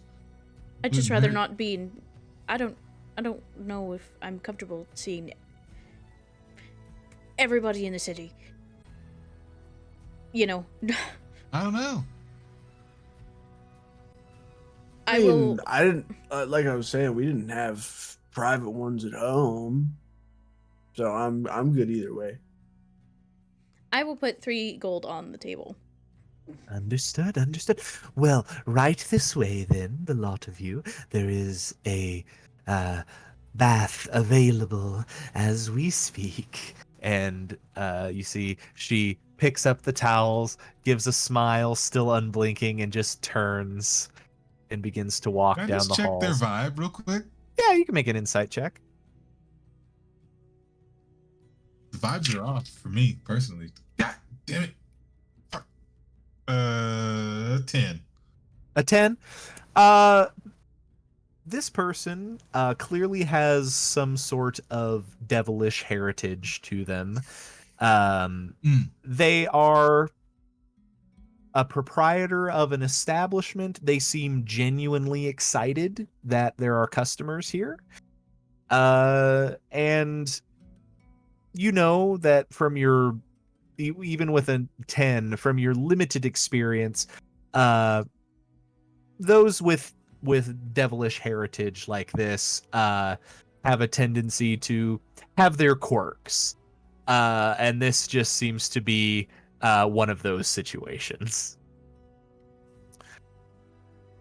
Oh, he froze in the most pensive of... There he goes. He came back.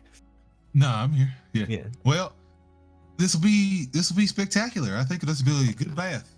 I haven't had a proper bath in, well, frankly, years.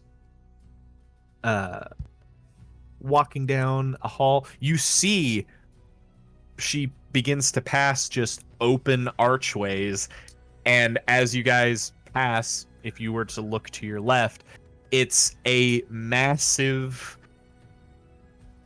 bath of steam rising up. You see people of all shapes and sizes just in it. It doesn't seem to be any, no matter where you go, it doesn't seem to be any deeper than about 4 feet.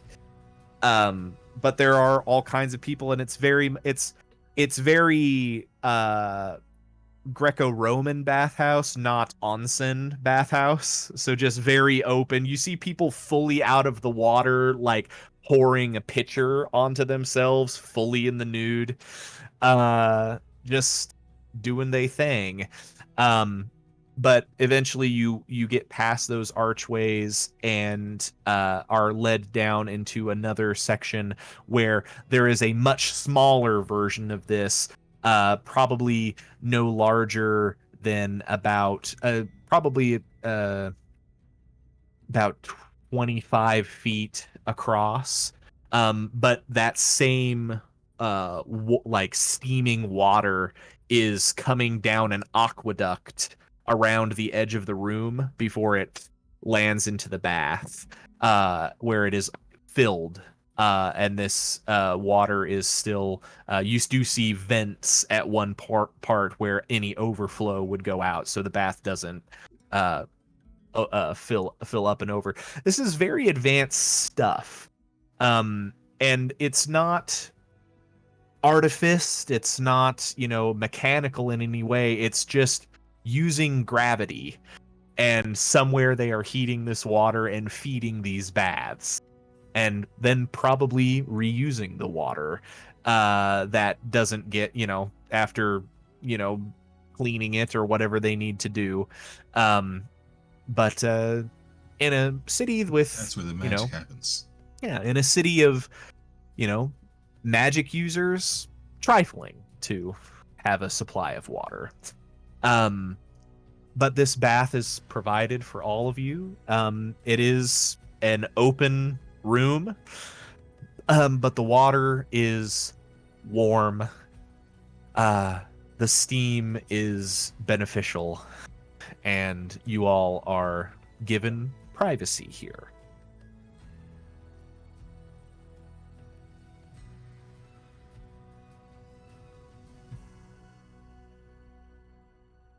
Yeah, Linda Ewan will, starts. as he Yeah, kinda go ahead. Right as he walks in, he'll kind of like immediately keeping his hat on as he passes whatever would be like a privacy screen before the door or whatever. Yeah. Just straight up gets buck naked. Yeah. And, the amazing thing being that the enchantment from your hat is still on. Amanda, you watch as he takes off each garment and the garment stays on him. Fully in disguise self, the illusion stays. As long as you keep the hat on, you still look dressed, but you just watch as he takes each piece of clothing off and sets it to the side. Amazing. Ewan, on the other hand, gets for real naked. Yeah, for sure. Kyra is Full dick out. and standing at the door, just head like this. Yeah. Well, it's a bath. It's not. Hey, my gutter there, youngster. There is a once you're in the bath, there is enough of a layer of steam that most things would be obscured. But that's once you get into the bath. She's just Permanently. I don't think I think this through. Ophalon just very happily just sheds all of his armor and whatnot and steps into the bath. And steps forward. Is Ophalon like a hairy groined satyr as well? Does it do the thing where you just kind of have like faux pants all the time? It's all just sort of buried in the fur there. He's got the furry legs, but there's less as it goes up the thigh. Okay. Very humanoid junk region. Very humanoid waist. Okay. Important satyr distinction. Important. Yes. Sorry. Urishk. One was gonna make you a furry. Correct. A little bit. Also meant you could just Donald Duck with that one though, because Yeah, that's for sure. funny. Just Donald Ducking. It's internal. You hear almost as if there's an understanding about what's happening. A knock comes not from a door, but from the wall outside of the door, as the proprietor does not stick their head in, but just says, if anybody would request a privacy screen, those can be provided. That would be lovely. Absolutely. A privacy screen is provided. Kyra, you may undress and get into the water and keep your modesty, as it were. You're supposed to wear the towel over? That seems. Why would you wear the towel in the bath? That seems silly. You're I not feel like you're not gonna get as clean. Ewan is just wearing the towel in the water. No, I assumed that's how Kyra entered, because that's how one typically enters. Oh no, that's more of an onsen bathhouse situation. I suppose Greco-Roman. Yeah, you are just buck ass naked. Yeah, fair enough. Retcon that joke didn't happen for Ignore.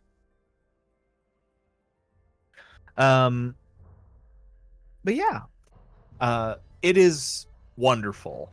There are little like bowls that line the sides of the bath that have pleasant smelling oils and like soap like things in them to help get yourself clean and smelling nice. Although it's more like you soak in the water, you rinse, and then you apply the oils to kind of give you that refreshing thing. But most of the cleaning in these sorts of baths is just from being in the hot water and then rinsing yourself with colder water. Not cold, but colder water. But it is quite nice. Amanda just goes to one of the central parts of the bath, and he'll kind of like, uncharacteristically for a dwarf, but he's a frog. He's gonna just go underwater. Yep. Sit down in the center of it. I respect it. Normally, I'd probably give you shit, Kyra, for the towel and everything, but I also know not everybody's from where I'm from. Listen. So I'm. It's fine. I just have some interesting scars, and they're not exactly the most enjoyable story to tell. So I'd rather not bring the question into the situation. Also, To be fair, you can I'm show off scars without telling the story. This is true. They are kind of impressive. They look like stars. Like constellations, or are they just a bunch of little twinkly looking bits? Well, they look like constellations, but Well, I mean, speaking for myself, you've got my curiosity. So Sounds like a pretty bitchin' scar. They all just look like little vines.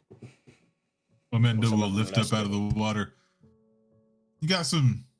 I never would have expected someone like you to have some scars like that.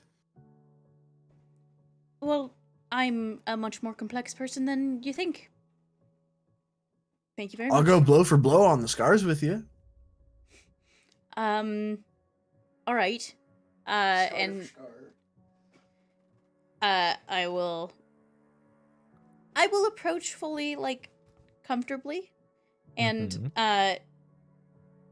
turn around and just show all across my back there are these pinpoints. Some of them kind of look like they almost look like they would twinkle, just because of the way that they are shaped. But the there is a constellation across the back. He's not the brightest guy in the world, Are we but able to tell? does this jog anything? Has Ophalon looked into the sky at night and seen this constellation before? Do I recognize? Yeah, do you know what constellation is? Everybody make a nature check. Could I argue a survival check? No. Fuck. Unfortunately, not for this. It would have to be a That's okay. nature check. You could argue a history check. I would like to make a history check if possible, Yeah, that's fine. because I get a -1 to nature. Fair. 4. I have a for -1 me. to both, so 0. 0. Proud of you. Had So a you get a plus nat 1. Did you get a nat 1, buddy? Yeah, no idea. Proud of you. That is a 15. 15. I got a 20. Well, it's your look at your it's own back. You know what you have on you know what you have on your back, Kyra. What does Ophalon see? What constellation does he see? I'm going to look up the actual Celtic constellations because they are Yep. different from the zodiac. So give That me is a true. few seconds.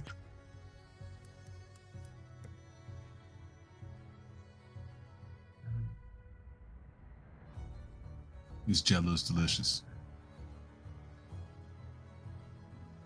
You're eating Jello now? Yeah. I made this jello a couple days ago. Yummy.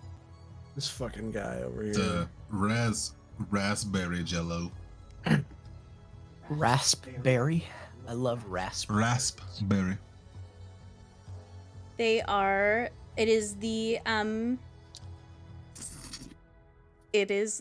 constellation of Gwydion. Hmm. The Mhm. best friend of Gwenab Neath. That's pretty cool. Got the kind of a mesmerizing vibe to it. It's very pretty. From what I've read, it is another name for the Oak King. So it's kind of funny that I have him on my back. You know, there's so many different portions of stories once they leave the island. I can see that. It's hard to keep them all straight. So, but when I was told to come here, I was told to try and find him. Sylvanus, the god of the old wood, the old man of the wood. He's one of he's Manannan's youngest brother. And it just kind of feels like I was supposed to, you know? Fair enough. I've also got this really big one, and she like lift my leg up out of the water and then fully like fall backwards. Sorry. Hey, Don't drown yourself. Whoa! I gotta be under the water. You can't keep rustling. I offer my arm to It's help like her up. 4 feet deep. Thanks. You all but, right? You just kind of fell over. I've got a big long scar on my thigh from being gored by an elk, so I was gonna show that one off because it was impressive. I mean, you could just sit on the edge of the bath. Yes, that's true. How did you get gored by an elk? I was hunting it, and he saw me. Ah. That's That'd where you do made your it. mistake. It was my first hunt, and I still won. Well, that's the important part. As long as you got the kill. Did you keep the antlers? They're in my shack back at home. Good. Well, aside from this one, and I will go to my like stuff and pull out the little knife that she carries with her. This one stays with me. Handle. Yeah. Nice. I feel like I've been talking a lot. How about you said you were gonna go toe for toe for me and with scars? So how about the rest yeah, of you yeah. show some scars? Ovalon just kind of leans back, and he's like, "I got this one when I was like, how old am I again? Yeah, I got this one when I was like 17. I was sparring with one of the guys from my village, and apparently he had not taken too well to the concept of me and his sister. And I don't know why. I took her out on a nice date. We didn't even do anything at the end. I walked her home, but he just didn't like me. And so when we were sparring the next day, he'd switched out his training blade for one that was not. And he just got me right here, straight down from right about here to about here. He was going for my heart and he missed. I beat the shit out of him though. Yeah. Once it's a funny thing going from kind of practicing, focusing on your technique to, oh right, I'm gonna fucking die. And you don't miss quite as much when it kind of That's true. flips like that. And so yeah, I actually have, I left it home, but it was kind of a thing in the village where if you try when you beat somebody that bad, you get a trophy of some kind. Usually sometimes it might be like something that they have, something they own. And he just kind of holds up like his hand like this. I got a chunk of his horn about this long because I broke it off. That was right about the time where he kind of stopped moving, and the elders sent some people to come and cart him away. His sister didn't want to date me after that, but I don't blame her. That's a lot of bad mojo. Yeah, that is. Are you sure you didn't kill the poor boy?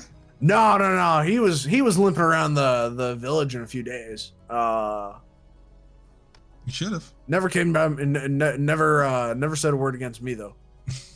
Probably learned his lesson. I slapped Man some tried to water kill out you, of Amanda. you know? Imagine cheating and still losing. That's kind of sad.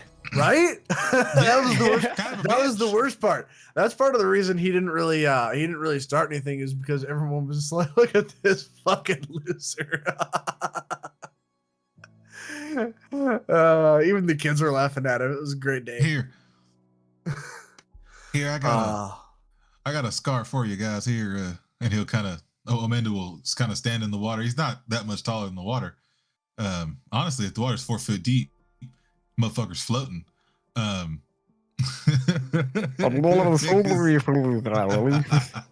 Yeah, he'll take his hat off, and he'll turn a little bit, turn back into the grung, and he'll kind of have the hat floating on the water because it's buoyant. It's a water hat, Just floating on the water.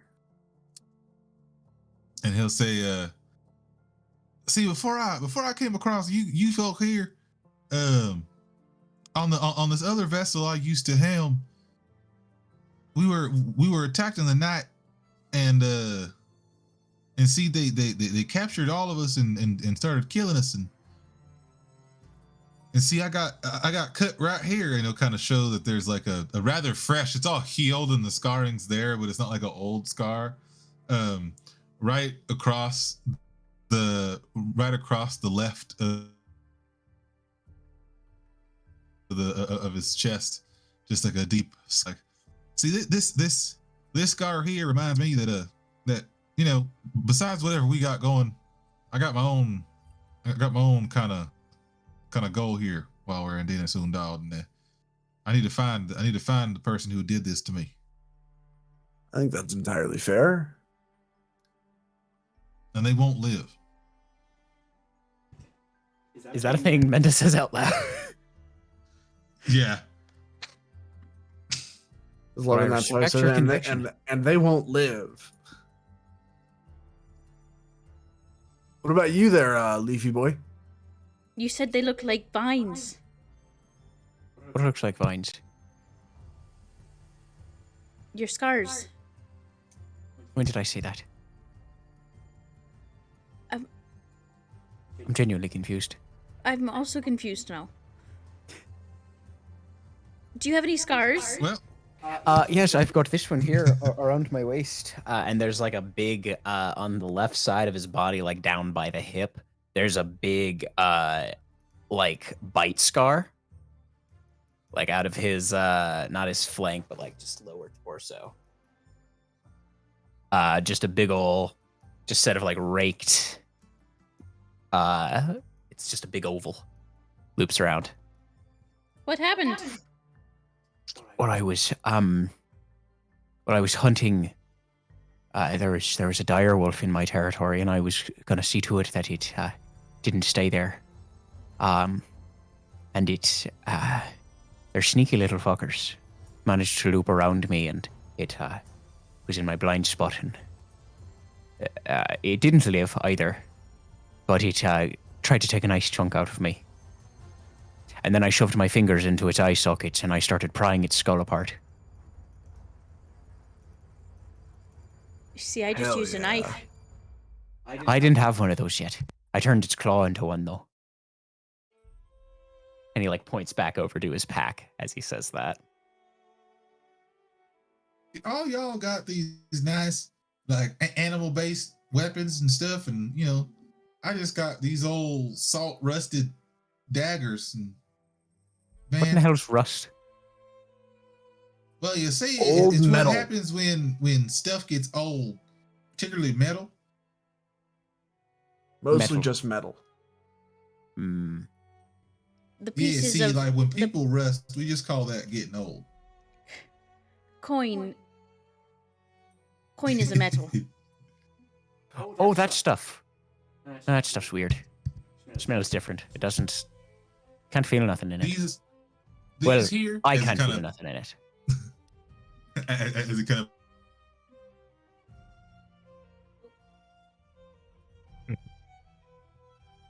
Yeah. For sure. Got another syllable, guys. Pog. Oh, two Did you syllables. hear what I said Nope. about my beard of metal? Because it's piercing.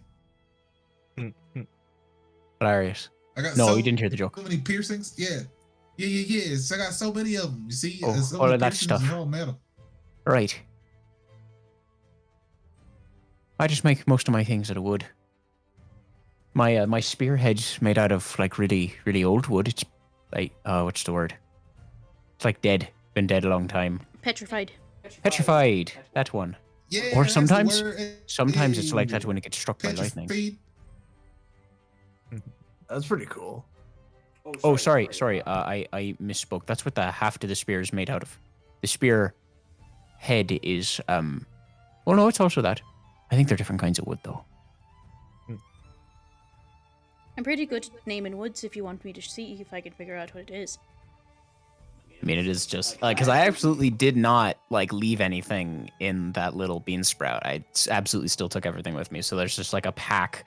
There's like a quiver, with a bow in it that's also got like a spear attached to the side, just leaning against the wall. There's like a pile of our stuff over there. All my shit's over there. Absolutely. Everyone's got their little strip piles. This is the furthest that I have been away from my bow this entire time. Yeah. Did you leave it at the spot? No, it's with my stuff in the corner, but it is the furthest. Like it is not on her person. Yeah. Right.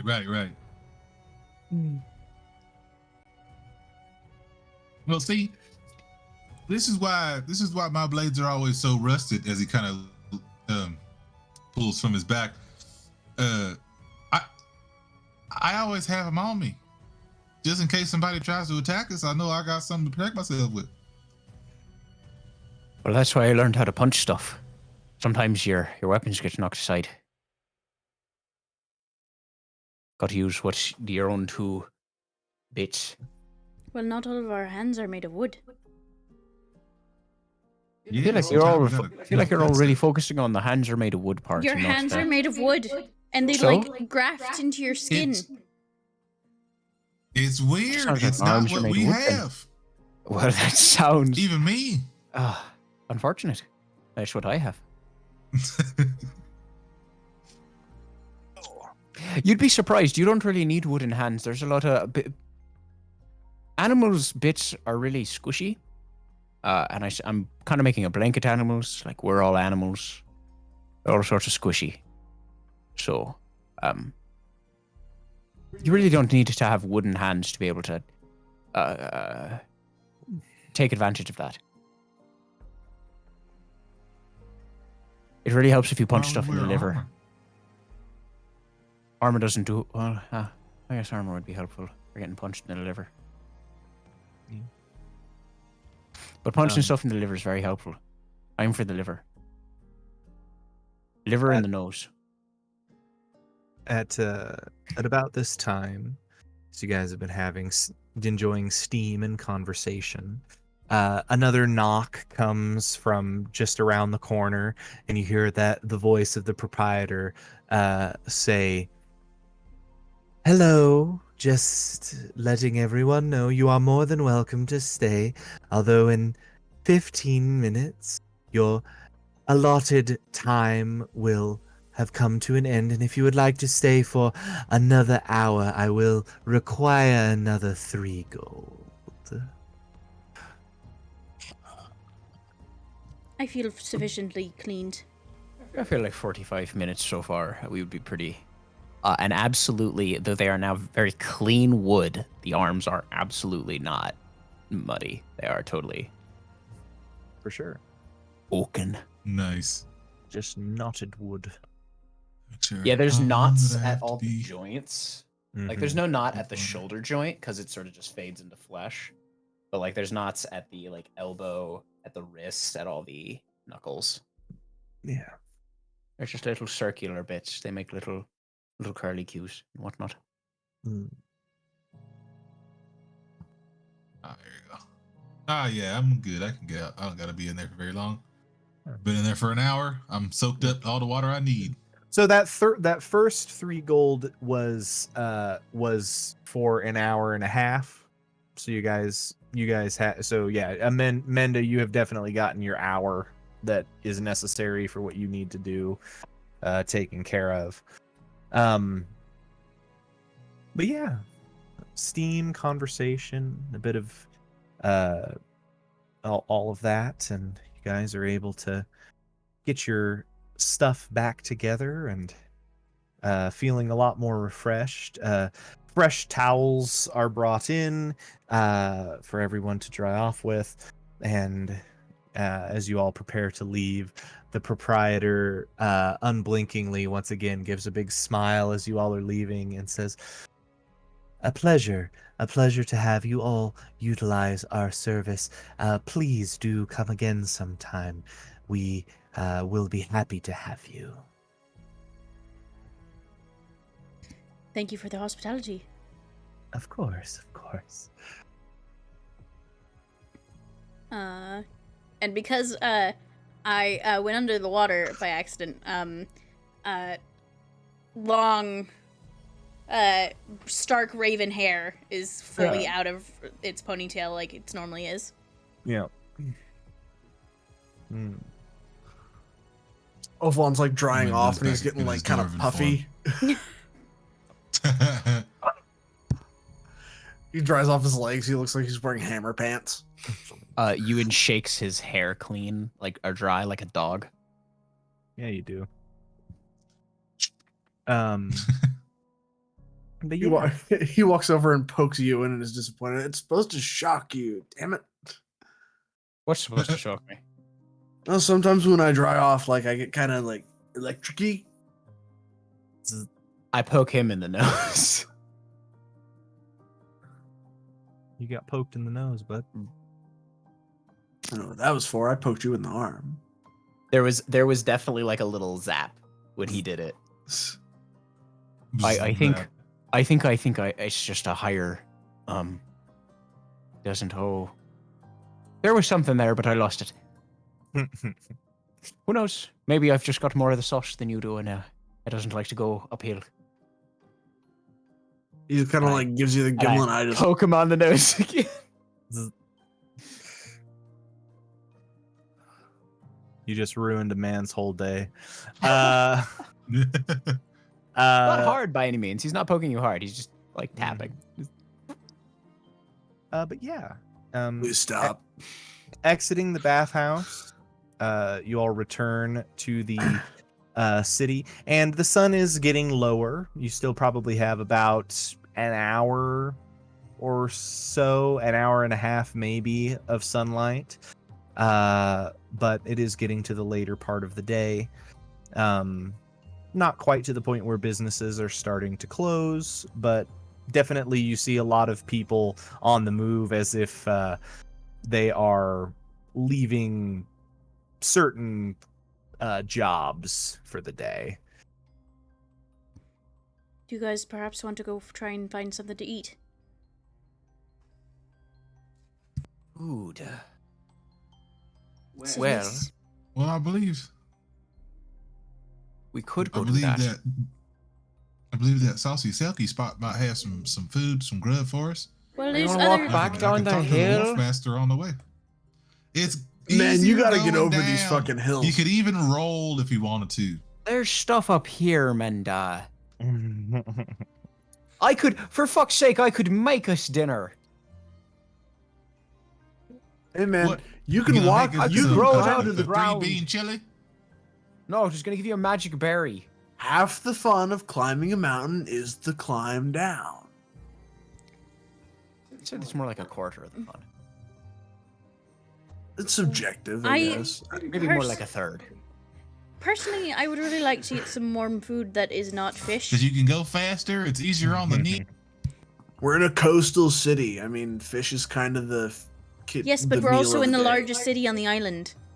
And one of the largest cities in the world. There's got to be different food aside from just fish. Why don't I we got some see if we granola. can find a place that sells some land animals? I want some boar. I haven't had boar it's been far too many days. I was gonna go hunt some, but Maybe a I. little bison.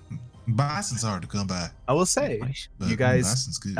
you guys did hear that a place that's really more of a pub and less of an inn is on the next tier of the city. It's the Bear and the Butcher, and they are known for food and drink and other We are in Ba Sing Se. entertainment.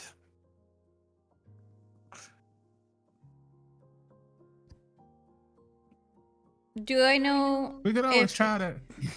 Go for it. I was gonna ask if did I overhear earlier what's his name?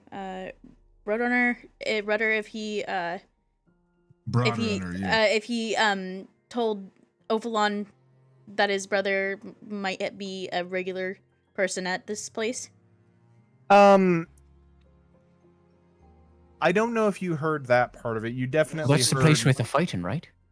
it is, you definitely heard that it was a place with fighting, though. You did hear that bit. That's the place where like they got like you fight and you drink, right? They've certainly got food. You have to have food after you get your ass handed to you. Why do I feel like you're excited about this? Because I'm gonna fucking fight. I feel like you're not allowed to. I think we're all gonna Why fight not? if we go over Excuse there, you? Bear and Butcher. I'm not allowed to. What does that Well, mean? your hands are made of wood. Well, that sounds like they just need to have harder faces. Maybe I don't don't get care. hit by the fists if you I'll don't fight 'em want. right If it's now. gonna hurt. It's like hitting someone with Here. a bat. Me and you will warm up right now. Let's go. As I kind of come my frog self and let's fight. All right, I jab him. It's like that. It's like Strange. it's like Hulk punching Thor meme. It's like, but yeah, what would you what would you guys like to do? Do you want to go to the Bear and the Butcher? Do you want to go look for food elsewhere? I absolutely want to go to the Bear and the Butcher. That's my vote. That sounds amazing. Yeah, I want to fight. Memorize that. I feel like I need to make sure that you guys don't get into too much trouble. A bit of you have to walk back the way you came, back past Phineas's flop house. On the way, you do see once again Muggle Yump Bims there, this strange assortment of wagons. But eventually, you do find the basically this stairway that leads up to the second tier of the city. It's very nice. It's kind of these wide sets of stairs with kind of these gardeny type things in the center that hang over. And this city clearly has been built to the land here, and you're looking at the tiers as you climb and you're realizing you're just climbing a hill. You're climbing eventually the castle that was built at the very top, the highest point, and the city has just kind of built down from there. And there is a lot of nature still here within the city. You just have to look for it a little bit more. Getting to the second tier here, you immediately see that this is a bit more still residential area, but it is slightly nicer. There's a few more stone houses here, not just houses made of wood. And looking around, you still see the occasional business. You see as you are progressing here, you do see an apothecary off to one side. There's a sign above the door. It says the Blooming Heather, and it just has a very simple, like a shock, not like a shock of wheat, but a shock of heather, just underneath the sign. There's a big line all the way up to the door, and kind of halfway down the street of people trying to get into this apothecary. But you guys don't pass too close to it. But you do definitely see that going on over there. And you progress a bit farther, ask for a bit of directions, and eventually are pointed to the Bear and the Butcher. Though you have ascended to a slightly nicer residential area, the Bear and the Butcher is definitely smaller than the Saucy Selkie.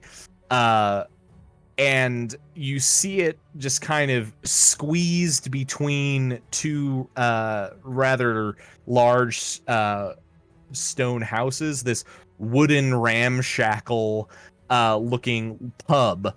No deck or anything, but that classic tavern sign. No words, just a bear's head, and under it, the cleaver of a butcher just hanging right underneath it. And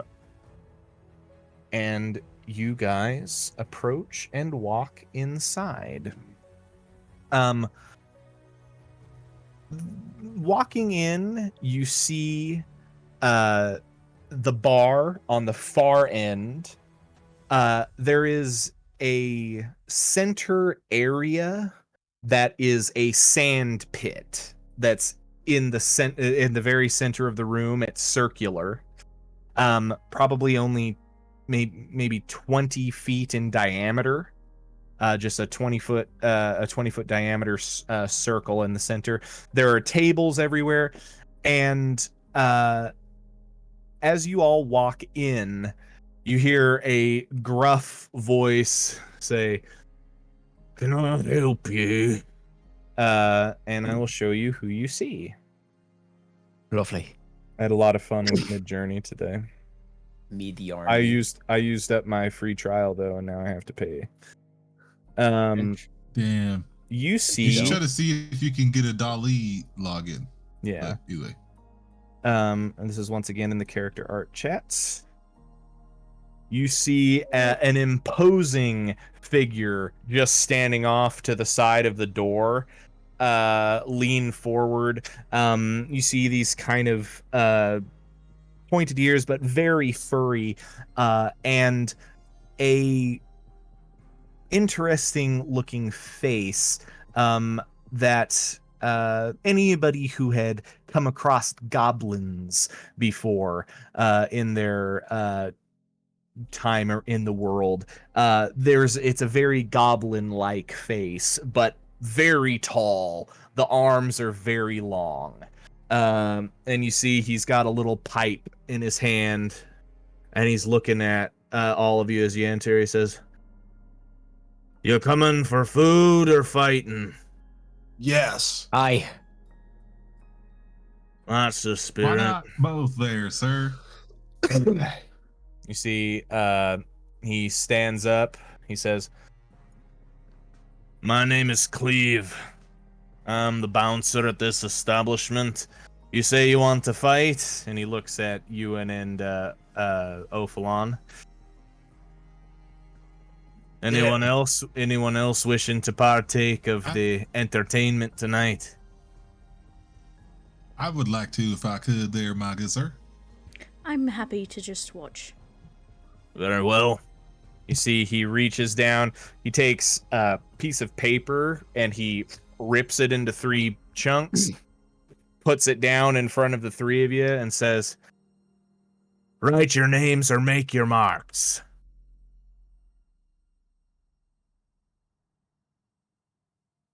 Omindo will swipe his hat, turn if he wasn't a grung, or turn back into a grung, and with his big old fucking Nope.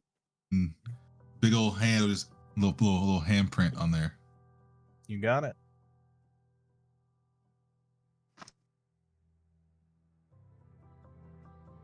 Kyra, I don't know how to write. What do I? How do I? I'll write something for you, and I'll Ophalon's take like my. getting all sorts of jazzed up and everything. He's like, okay, I think I remember how to do this. I will write I on. remember how to write. I will write It's on been the a minute, paper. shut up. I will write on the paper the horned one. Horned one. You got it. Ooh, right. He's got a little It, moniker. it looks like like pro my name wrestling. if you look at it the right way. Right. How do I say that so I can yell it at people? It's the horned one. We don't want you to go by every. If you're gonna beat their ass, you might as well have a good moniker.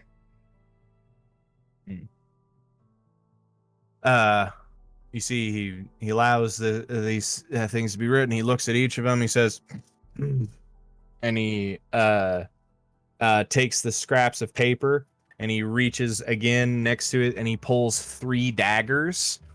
You see on the wall next to him a bunch of pieces of paper with daggers jabbed into them, keeping the paper up on the wall. And he stabs the three of your names up on the wall. He turns and calls to the rest of the pub, "No entrance!"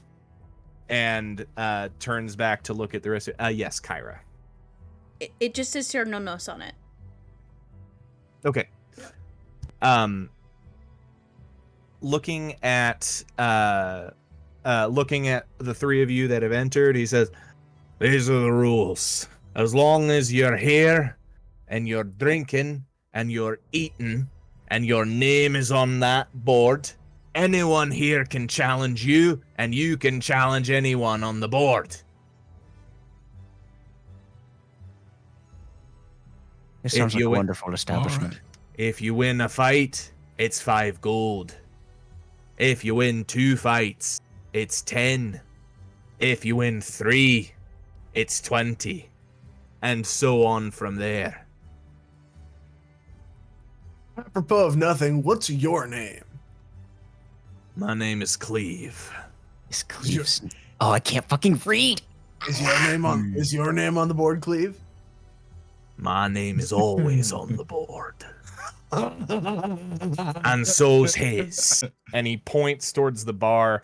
And at the bar, you see another fellow tending a green-skinned humanoid with shaggy black hair.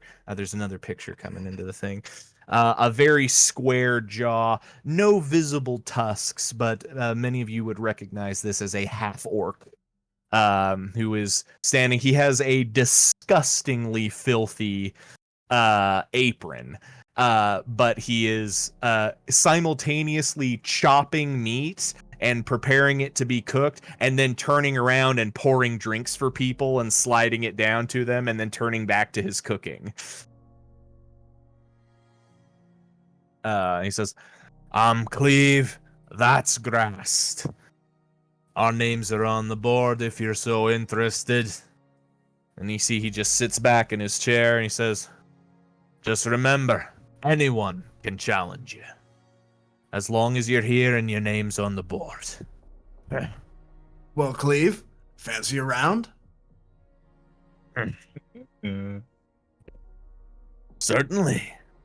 We just have to wait for the current match. And you look down and you see what you hadn't noticed when you had first come in, 2 halflings are standing in this sand pit, and they have drawn a line right through the center of it. Their ankles have been tied together by a strip of rope, just long enough to keep them, long enough so that they can move on their own side. But they are each on their own side of the arena, and they are just boxing the hell out of each other. These 2 little halflings, and you watch as one of them clocks the other one in the jaw, and he falls to one knee. And then as that one is stunned, the other one reaches down and grabs the rope and pulls him across the line. And you see Cleve says, a winner for today." And you see he takes a little pouch of money and chucks it to the one that pulled the one across. He grabs it out of midair and tips his hat and looks at everybody, kind of cheers on. And Cleve looks at you, Ophalon, and says, "Well then, I suppose we could go for a bit of a scrap. It's been a while since I've stretched my bones."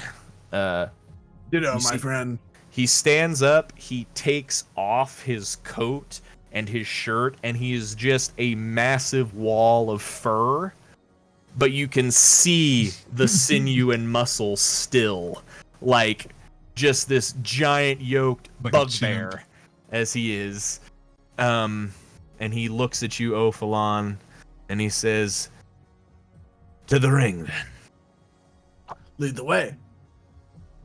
You see, he announces to the whole crowd, "A newcomer has challenged myself, one of the proprietors of this establishment, to a bout here and the ring. Everybody gives a little cheer and raises their glasses. The rest of you head over towards the bar where food is being prepared, but keeping an eye on things. You watch as Cleve reinforces the line in the center of the sand and takes out a bit of rope and ties it to his ankle first, and then reaches over and ties it to yours, Ophalon. He says, "Rules are as follows. Nothing below the belt. Everything torso, face, fair game. If he says, fists only, and if you get pulled across the line, or if you step across the line, it's a disqualification. We go until one of us is across the line or can no longer stand. Do these terms sound agreeable to you, Ophalon?" Absolutely. Very well. Let the match begin. And that's where we're going to end for tonight.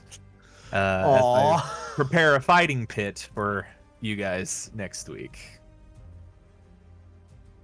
I wanna tussle. You'll get to tussle next You'll get to time. tussle. I'm really Trade. excited because I didn't hear that there were very few rules, and that makes me so excited. There are very few rules. Punchies, it's only punchies. It's only torso and face, and you got to stay on your side of the line or you get disqualified, and you can be pulled across the line. But there's no grappling, so the only way they can pull you is if they grab the rope, and usually you'll only get that opportunity if they're stunned. Well, more than that, we're doing like we're at a bar kind of thing. Yeah. So does fists only mean I can't I'm going to go get my insult drink. him and hurt his But we're brain? gonna do fists. That you can't what? Insult him and hurt his brain? You are just demoralized. That's literally what vicious mockery is. It's just a Yeah, demoralization. So I I don't- mean, Honestly, vicious mockery is barely a spell. It's mostly just you shouting at somebody. Yeah, I mean, that's hit why points that's aren't why purely you're your treating it as a blood and bonus It's action. it's you killing somebody with bro shame. Out of curiosity, I think we had discussed this prior, but I don't remember off the top of my head. Were we also treating True Strike as a bonus action? yeah, Okay. because it should be. Yeah. according to Kyle, and he's right. I am right. Because I was totally gonna be like Ophalon kind of stretches and whatnot in anticipation of the fight, and while he does, I'm gonna cast True Strike Hilarious. so that I can get just a little bit of a whoop, whoop, whoop. Yeah. Well, considering at this level, I believe you only have one attack per round. I mean, you can do whatever you want to do with your bonus action, buddy. Oh, that's unfortunate. Yeah. It sucks to be you. I'm just gonna Yeah, fucking that's all I whittle can him say. down with I'm done. insults. I've got a very Barty plan to win too. Augment my fight by also calling them little pansy, or I'm also going to demoralize and insult them, and I'll just fucking Well- punch him, boy. Just sit there. I'm gonna literally before I fight anybody, I'm gonna game the system.